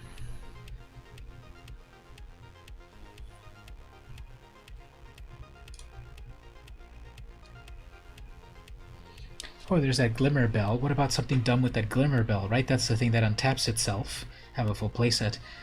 What about just some really dumb deck to like make Glimmer Bell happen? Like Glimmer Bell, Colossus Hammer, and counter spells. You know, something really weird like that.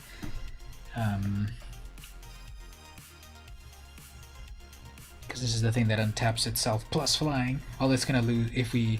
What about some like equipment heavy Glimmer Bell tech? Spirit Rogue. Illusion. We can have the Defender. Glimmer Bell and Colossification so that we could do green and white. Actually, how many of those Colossifications might I have? I might not have the full playset actually. Let's look here. Enchantment.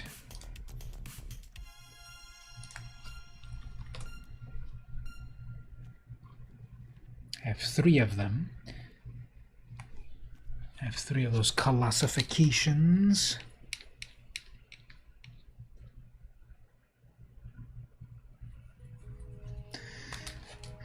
So like huge enchantments. Huge enchantment Glimmer Bell sort of thing.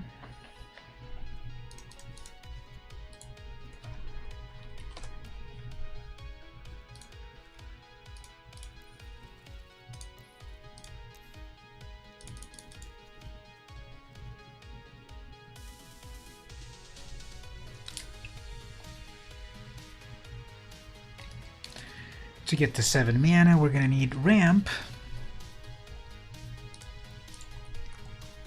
So what are the mana dorks available to us? We've got the Gilded Goose, we've got the Leafkin Druid, Sylvan Caryatid.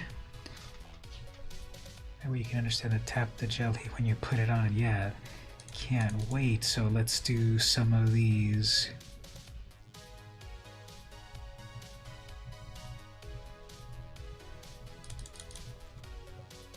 Let's do a bunch of these.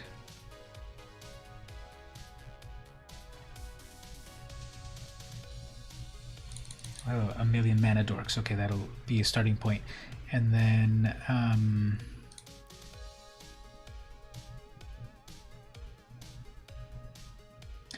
put some counter spells in a moment, but let's say the and then the hammer, right?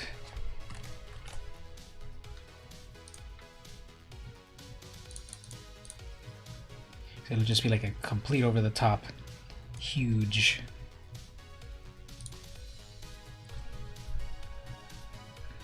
Glimmer Bell.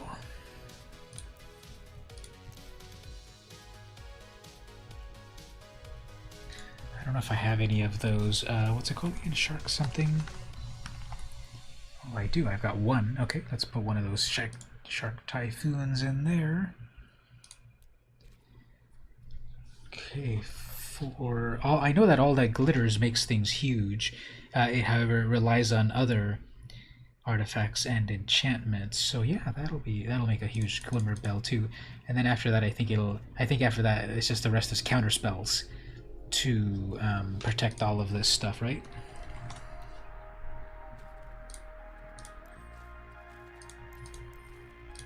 We'll play with that for a bit. So gonna have negates, keep safes. Just the plain old cancel. Actually better than cancel. What's that one that lets you surveil? Sinister Sabotage. Actually that's already 60 cards. Okay, so we got the Gilded Goose for ramping. Colossus Hammer, win condition. All that glitters, win condition. Glimmer Bell, win condition. Keep safe, counterspell. I think actually what I want to do is...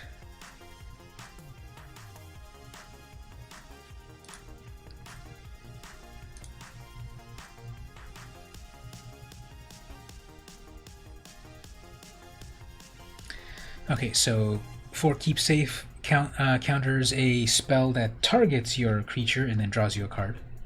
Negate counters a non-creature spell. Druid gives you 1 green mana, but if you have 4 or more, it gives you 2 green mana. Paradise Druid. Will has Hexproof, Sinister Sabotage, Unconditional Counter plus Surveil, Shark Typhoon just to make more sharks, Colossification to make a huge thing. Oops. Okay. Never mind. I don't want all that glitters in blue because I mean in white. So that frees up more space. Actually, I don't know why. Okay, actually, I wanted a green enchantment to make. Oh yeah, Hydra's Growth. That's the one that's gonna just put double and double and double and double counters on things. So that's the one. So yeah, pump spells or ramp, counter, and pump. Yep, for that jellyfish. So let's give it a quick play. Let's do it like this first. Let's play. I forgot to name it. What do we name it? What's the name? What's the name for this deck? Glimmer Death. Not Glimmer Bell. Glimmer Death. And to test it for the very first test match, let's just beat up on Navi right over here.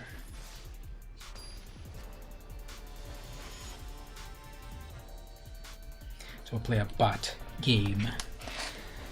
What's cool against playing a bot with her is that she has some really cool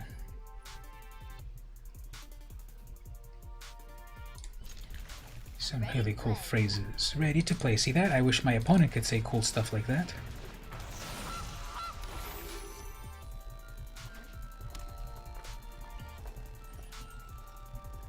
Okay. Well, gonna have to ramp the old-fashioned way. I believe they have a shock in hand. It's pausing for them, so I have a feeling this is going to be mono red.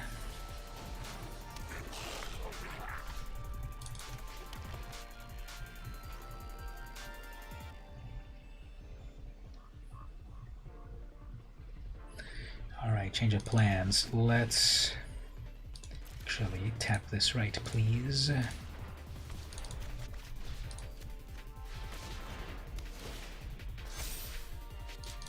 If that goose survives, it'll start to get bigger and bigger and bigger.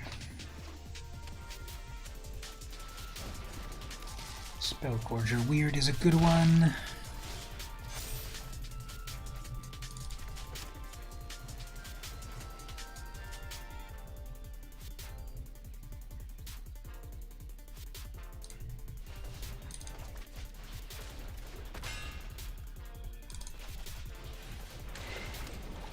Okay, so that goose next becomes, back on my turn, a 4/8 or something. Double weirds. So what do they have here? They have either a shock or that one that pumps up your team, so no blocks. Probably had a combat trick right there. Okay, so then that doubles to a 4/6. Bad at math. Okay, counterspell.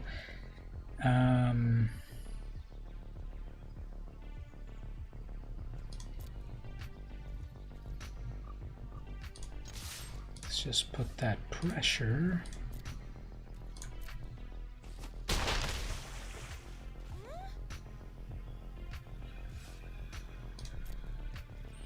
I can pay the mana to untap the Glimmer Bell. But they're gonna have 3 of those, so I don't think that's too useful. Now what I could do is do a block, and then if they do play their spell, do a counter, but it'll still pump those up. So anyway, that's not. Yeah, I don't know what I'm talking about. Okay, so no blocks.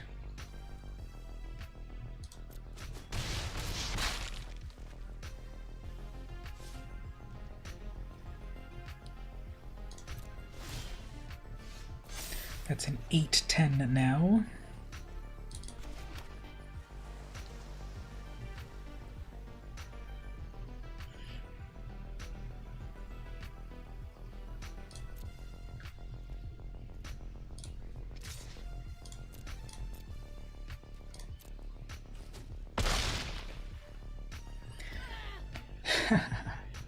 So I need to keep the counter spell open. I think the algorithm will trigger that if I attempt to block, they will do their reactive spell. So if I don't block, 2, 4, 6, 7, 8. That's 8. That's still 8 damage. Am I losing to the AI computer? Is this for real, or is this? They're only attacking with no. They're attacking with everything. Okay. So I think I'm dead here because they're going to cast their instant. I'm going to counter it, but it's still going to trigger. So,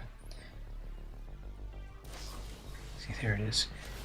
And then we'll counter it.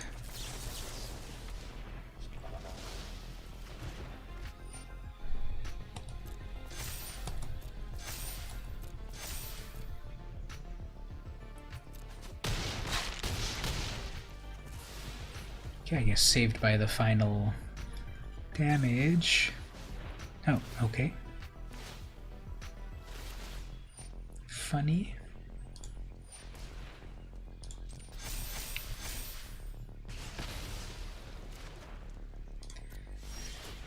And then that's a 16-18, so good game. Great game. So that I want the opponent to be able to reply with these fun things. Congratulations, you've done it. Okay, well, this was against the AI opponent, and it barely came together. Let's try one more game with the AI opponent, then we'll try a real human opponent. And then we'll think about, like, how did the deck come together and such. So that one was mana screwed. It's obviously confirmation bias, but have we not been getting a lot of mana screw this whole game? I mean, this whole time that I've been streaming for 3.5 hours. Okay, so at least I get to go first. Turn 1, Colossus Hammer. Turn 2, Glimmer Bell. That's what we want, right? But no real ramp. I think it needs tweaking. Like, in what terms? There's, in theory, all of the ramp, but, like, you know, what's up with this constant mana screw? Like, that's supposed to be green right there. Or are we supposed to aggressively mulligan into something? Like, what would... I thought the opening hand was fine, you know, we would assume that we would get one green mana like that. Like, what is going on with this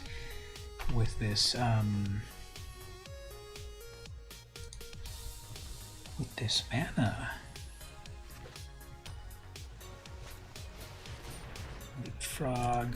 Leapfroggy frog.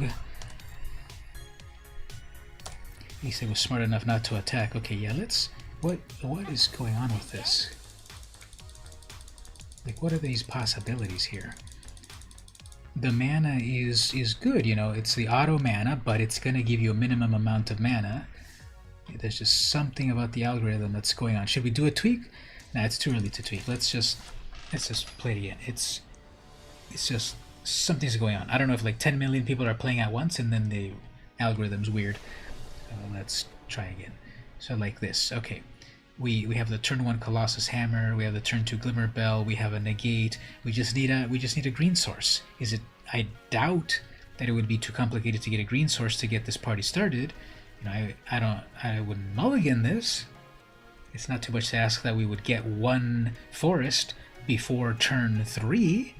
So I don't know. What do you all think? That's what I would do. I would take this. We're gonna get a forest. You know, it's not that bad lucky.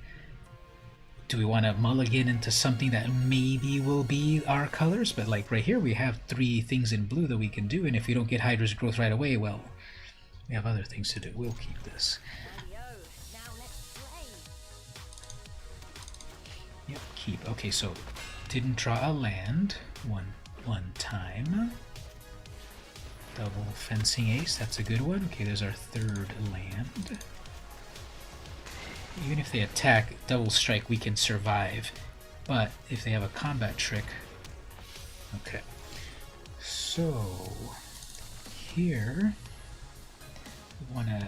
We still haven't drawn that green, but here we'll keep this for the counter.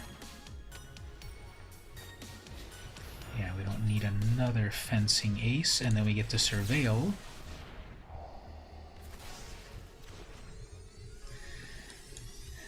Okay. Not a green. If they're attacking with everything, the computer's a little bit different in that you don't see the pause the same sort of way, so I'm not sure if they've got a combat trick. They probably do. I think the computer, when they have a combat trick, they attack and they are confident about it. So, see, now it's pausing for them. So they do have a combat trick.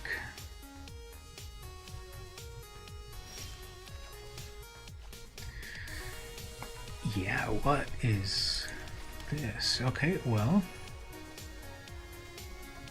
Hold back on another blocker.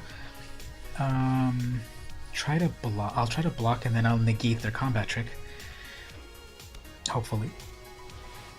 Dawn of Angel gain 4 life. Oops, that's getting closer and closer to being a 4/4. Oh, that is a 4/4. Okay, math. Only attacking with that. Okay, this computer is way smarter than it seems.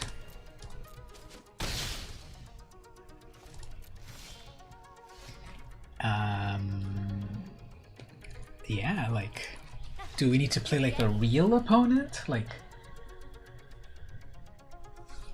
is it my imagination, or has all of this night been kind of a bias towards bad mana? Obviously, I'm pretty sure that's what finished me off in the cube, and then so far right here playing with the computer, like, I would assume that on the computer opponent it would kind of like mollycoddle you a little bit to get you to play, but I don't know. Let's go to a real opponent with no ladder or whatever. Let's see what we get.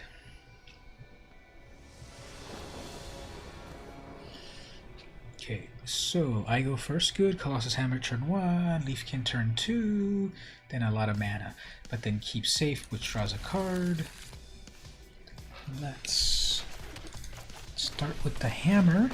Now let's see if the algorithm doesn't pair me up against a person playing Disenchant, because, okay, that's a white mana so far. Let's see. If we get a Disenchant here, I'm gonna like really like, this algorithm is gonna be weird. Fencing ace, interesting. Okay, so let's bring out our blue mana plus more ramp.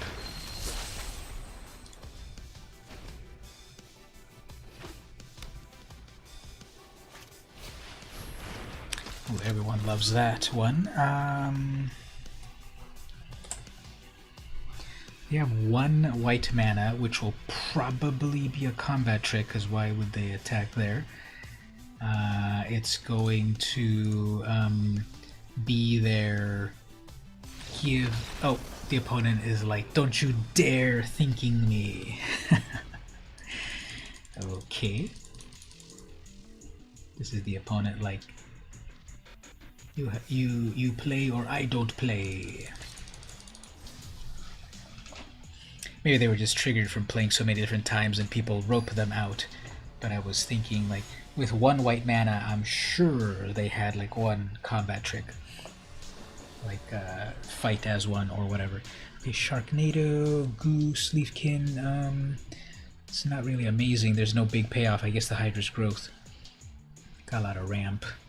Plus Hydra's Growth. So maybe we will ramp into the Shark Typhoon. Just makes a lot of sharks every time you cast something.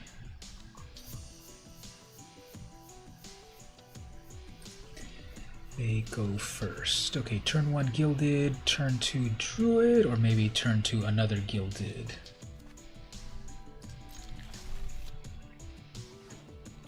Playing black. Okay, well, all of our stuff is gonna get killed. But I guess we'll plow through it. I guess I'll bring out the druid because then it'll block.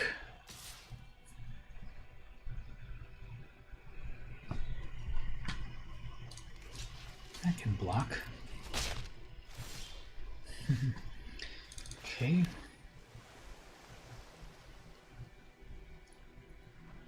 Well, maybe... Now they're gonna have removal, definitely, so we'll... just build up a little bit. Triple mana murder, yep. Okay. Guess that's not too bad.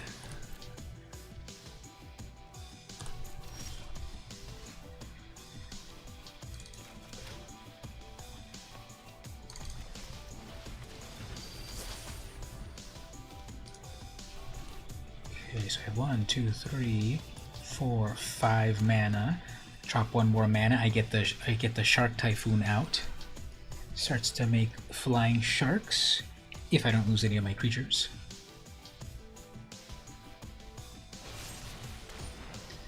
I guess.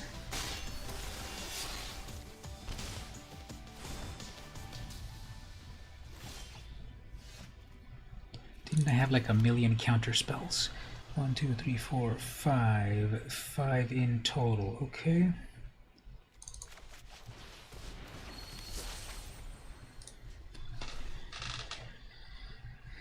So we have 1, 2, 3, 4, 5, 6 plus 7. We got a veto, okay, we're doing a veto deck, I guess.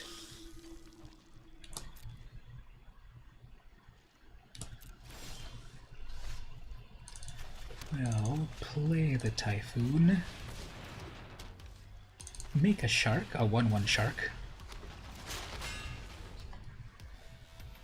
Then we have 3, 4, 5, 6, 7 mana. This costs 8 to equip. Let's see if we can make it. Let's see if we can keep 3, 4, 5, 6, 7, 8. Let's see if we can keep. Let's do 2. Let's see if 2 impossible things happen. Let's see if both of our druids live. And let's see if we draw a land.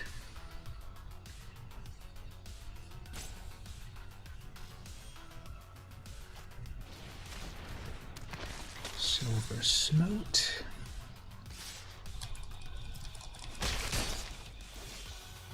Not a land. Okay. I guess I'll have to wait to counterspell. Probably have something good to counterspell, so we'll wait. 1, 2, 3 onto that. That also makes a 3/3. We'll keep those up. Oops. Attack. This and this. Let's see if they block with that 3/1.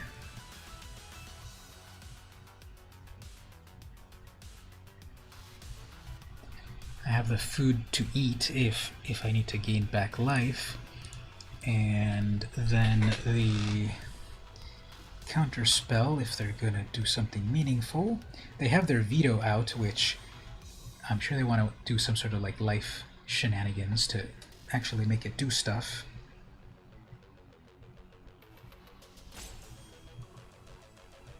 Yeah, I forgot that the Shark Typhoon basically makes a shark for anything that is not a creature.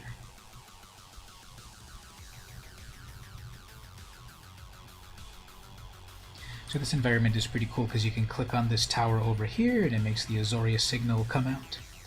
And you can click on this one in the corner over here and it does like a little shield around everything. You can go to this tower over here and it makes like a cool beacon.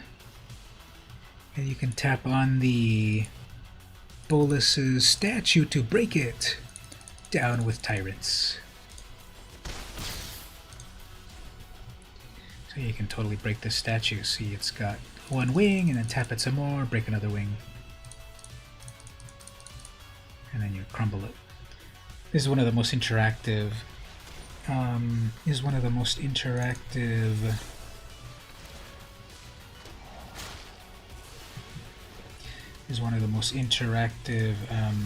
fields. So not only did I protect my 3/3, I made another 3/3. Too bad I've only got one in the deck. So I'm going to do in the air 7 damage.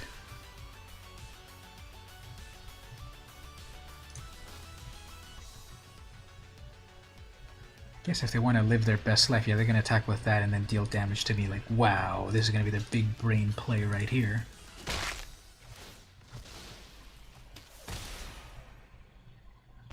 You got me. Okay, so now I'm just tapping out on lands, fine.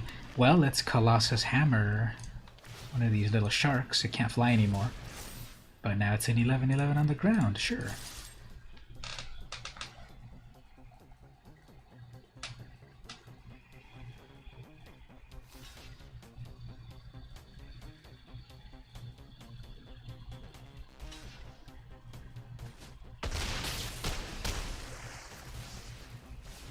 Okay. That's an 11/11 shark. Gotta take a screenshot of that. Oh, a ritual will totally deal with it. Okay, that's a possibility. Sure. And then I get an oops, so that deserves a sorry. So they're gonna bring something back from their graveyard directly too. No, they only got 4 mana.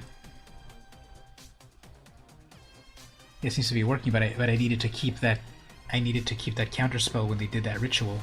And so they're going to bring that back directly to the battlefield. Okay, sure. It uses up your turn, that's fine. Guess I'll eat this food.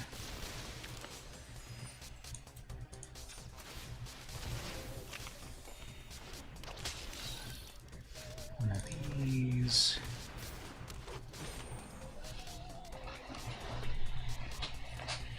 That has hexproof. 1, 2, 3, 4, 5, 6, 7. If I get one more land, I can attach the hammer.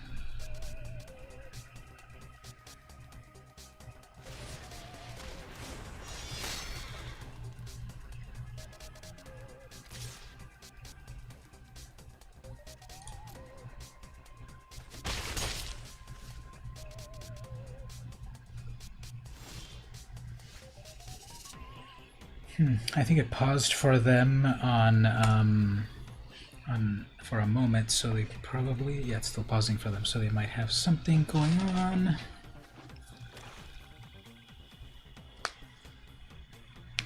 They're gonna pump up their veto. Yeah, I think we lost this one. They're looking at their graveyard for revival there, but I guess we can counter that and get a 2/2.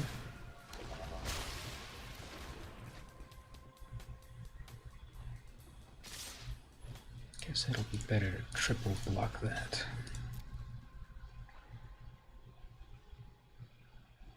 Single black mana.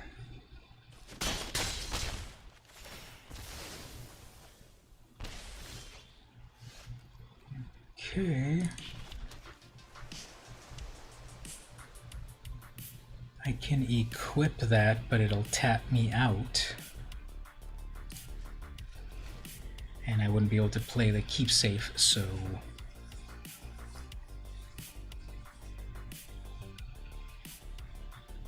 they're looking at it. They would have done something on their turn.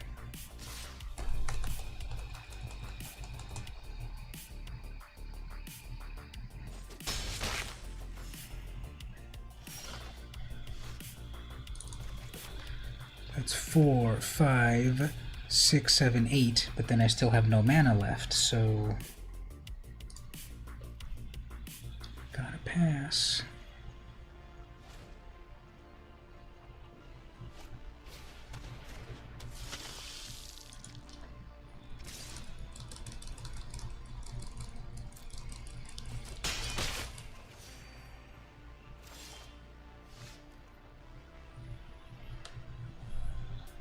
One, 2, 3, 4, 5, 6, 7. Yeah, I'm dead because if I cast 5, 6, 7, it will tap it.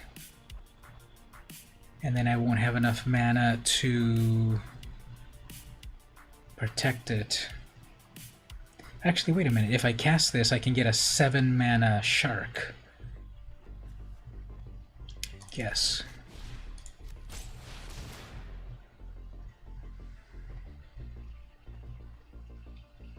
So they'll either use the removal on the druid or, well, I'll either get a druid or a shark. They'll get the druid or the shark.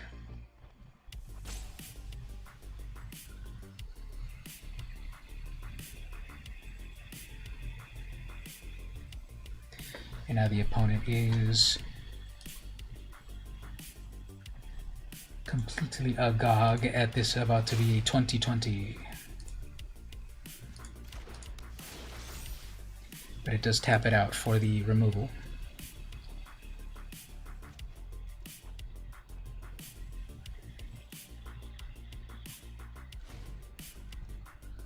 Huh. I guess they don't have a murder?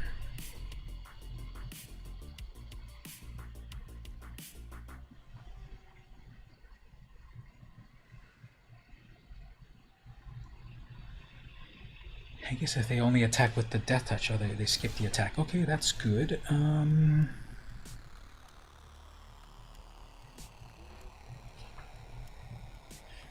5, 6, 7, 8 attached to that. They're gonna hit the death touch. They're probably gonna hit the death touch. They're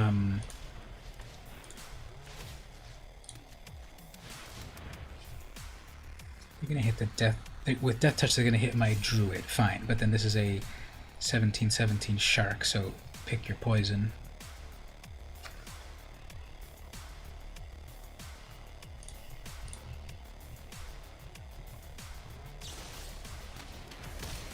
Okay.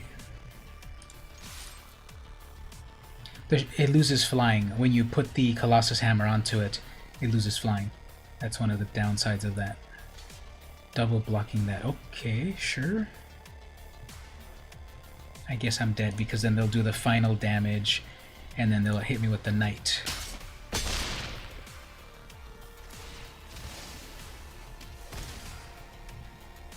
Five plus rider. So if they can't hit me for 5 points here, I have 1 card left in hand. Oh, they're gonna do the haste bond of revival or something. Unlikely aid. Okay, well there's 4 damage on that. Okay.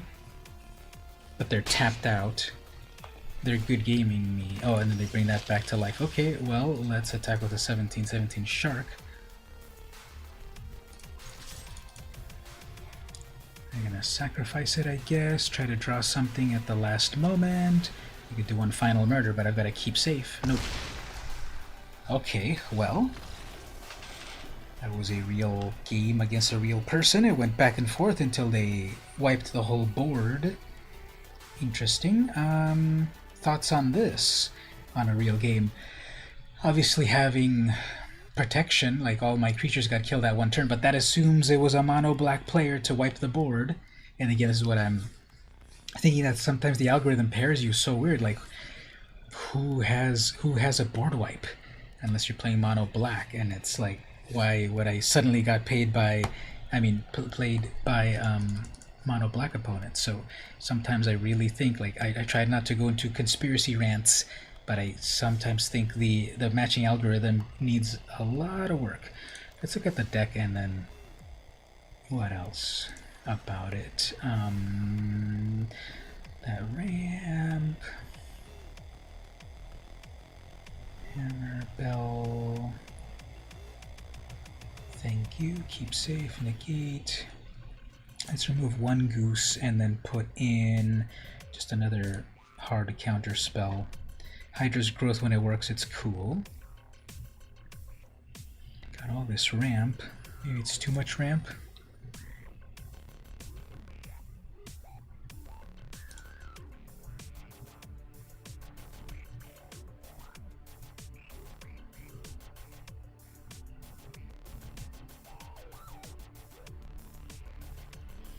I'm going to take out 2 of these druids and put in the more counters right there. So Let's try that. I think it's got plenty of ramp. Probably. We'll play a little bit more. I've been streaming for 4 hours now, so probably a good time to start winding it down.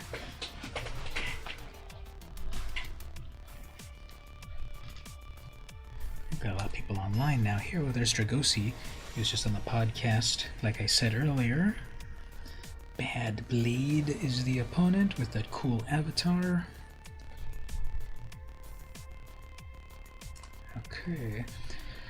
So here's the Glimmer Bell, here's the Goose, here's blah blah blah, and I go first. So this is possibly, unless of course I get an opponent playing black and then kills this on turn 1 with their, that one, there's the black, and then there's the knight. Okay, well, that'll be a problem. Guess I gotta hold back because they probably want to murder that goose right away, so we'll try to negate it. Nope, they're gonna do double ebon knights, so I guess we definitely gotta get rid of that one because they're gonna pump that up, make it big, and then both of them will get big, so gotta use that there. Negate will not be too useful. We need a blue mana source. I've been seeing this deck a lot, this like mono black vampire thing. Yeah, we're dead here because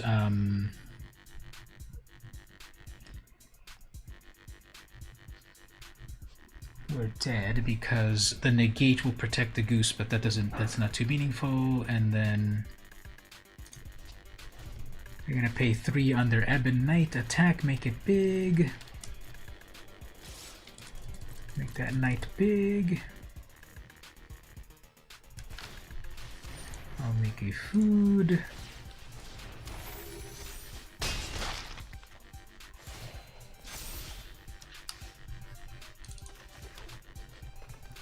So we got 4 mana in total.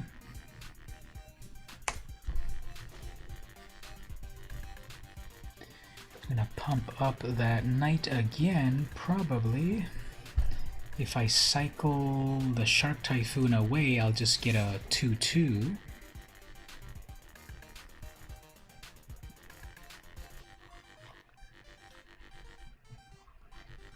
Can't read the rest here. Cycle it. Create an XX for how much? Oh, you have to pay in cycling cost. Never mind. Okay. I'm gonna pump that up again. I'll create another food.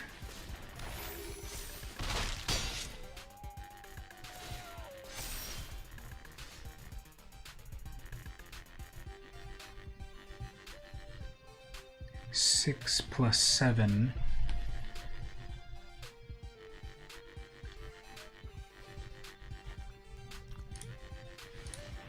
I'm gonna have to have this sacrificial Glimmer Bell.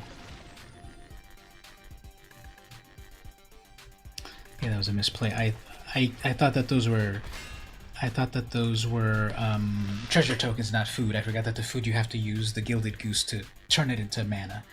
So I don't have any way to block that properly, so that gets killed right there.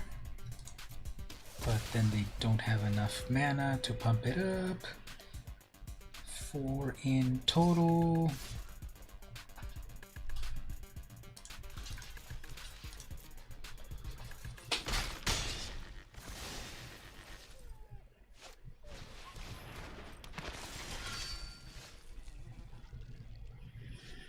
Alright, so another weird mana issue game. Let's try to do a real game before we wrap up. No need to end on a weird game.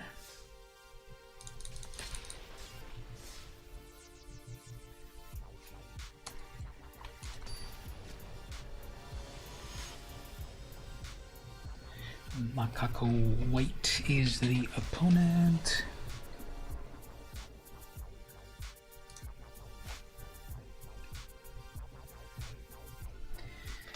So that time that we won, did we win? I already forgot. Did we go first or second? And what was the hand composition? Forgot already.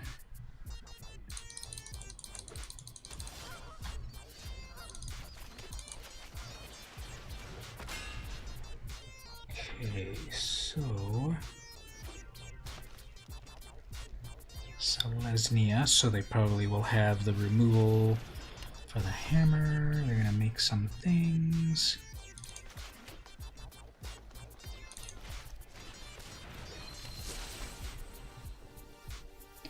Played first, okay. Princess.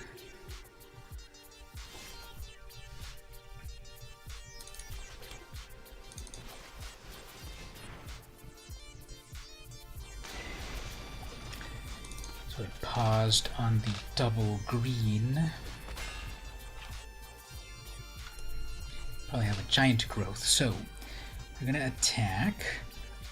If I try to block the giant growth, if I don't block the giant growth, they gain enough life to then draw a card off of that. What do you call it? See?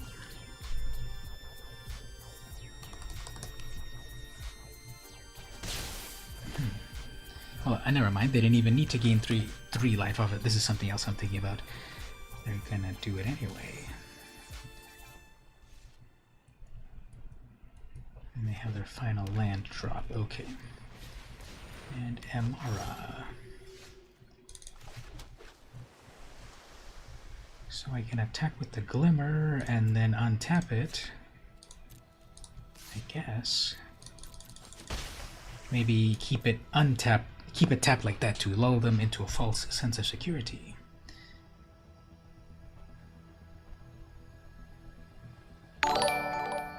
Uh-oh, we got Magic is hosting us right when I wanted to finish for the day. Welcome everyone to the stream. I'm VM Campos. I've been streaming for 4 hours this fine Saturday. If I'm a little low energy, I apologize. We're trying to make this Glimmer Bell deck do its thing. This is the jellyfish that untaps itself and does fun stuff. So if you're there in the audience, come on over to my stream instead of hanging out at the Magic stream. You gotta go over to my stream and help us craft this deck amazingly. Let's see if they're gonna do that giant growth that I'm afraid of. No, growth cycle, which is even worse, but I got a counterspell for it. But they have another one in hand. Clearly they have more than one because they want to get as many out of them. Oh, they have a Take Heart instead. So they have plenty combat tricks, of course. So how's everyone doing visiting from the Magic stream? Who was just on? Someone totally famous? Danny Trejo? Alright, so I am a mythic level Magic player. Right now we're playing the fun deck sort of thing, which is just complete shenanigans. It is gain 1,000,000 mana to do fun stuff, equip a Colossus Hammer or two, just to make really huge dumb things. The opponent has... Uh-oh. I'm doing one of those. So is this gonna be another one of these growth things? I have one more counterspell ready. Yep.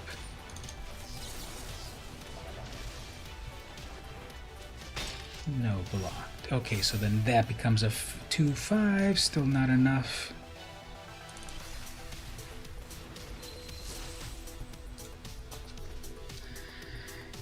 Alright everyone, so what we're trying to do here is equip a Colossus Hammer, but we've been getting a lot of weird mana issues. Mana Screw, Mana Flood, I didn't get a land drop at this point. But do they want to disenchant my... Oops, they want to do one of those. Fine, I guess, to the thing, but it's still a 2/5. It puts the counters on, it just doesn't grow them anymore. And then there's the land. Okay, so is that enough? No, that's still not even enough to to the hammer. 3, 4, 5, 6, 7 mana in total. Non-creature spells cost 2 more. That means I have to... No, it doesn't affect the equip cost. So, how's everyone enjoying their day? In whatever part of the world you may be at. Trostani, do not want. Trostani, do not want. So yeah, I'm looking at myself over at the Magic stream. They're hosting me. I'm there live. Hey everyone, check me out. There we go. 8 mana. Too bad everything taps, right? So if I can survive, how much is this going to be? 10, 13, 14, 15? No, I'm dead. So there's a 10, 13, but everything tapped out in order to become like this. So they don't even need to, like, just do the math. I'm completely dead. 2 times 5 is 10, plus Amara 13, plus the Princess 15, plus Toshani 16. I don't think they see that they have lethal. Come on, Macaco White. We got lethal over here. Still summoned one more creature for whatever reason.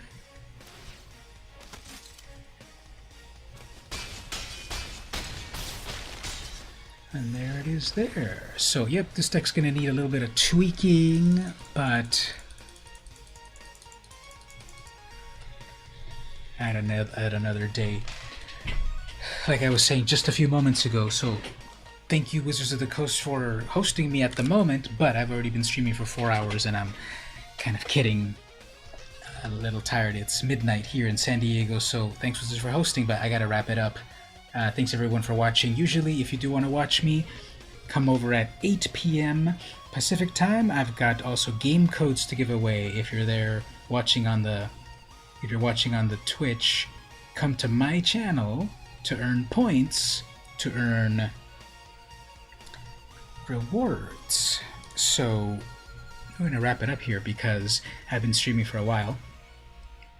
I'm getting a little bit hungry, actually, so thanks everyone for coming to hang out as usual. Thank you for another great visit. Mark and Stevie and everyone that came by. Is Shrim still around? Keeb dropped by. Ashley. Gabe. Thanks everyone for coming to hang out on that. And I'm going to take a screenshot of this actually. If you go over to the Magic Twitch, I'm right there, so I'm going to wave to myself, taking a snapshot of myself way over here actually. So, yep, everyone, thanks so much for coming to hang out. We'll do it again next Saturday. Remember 1 p.m. Pacific time, I do the comic show. And then 8 p.m. Pacific, I do the magic show. And in between, we're going to have some stuff on the YouTube. So Monday should be an Evil Mage video. And Wednesday will be a comic review video. Friday will be a magic podcast video. And we'll keep moving forward. Zendikar Rising is coming soon. At the end of the month, we're going to have rotation as well. And a whole new world to play with magic cards. So, this has been VM Campos. Thanks for hanging out. See you next time.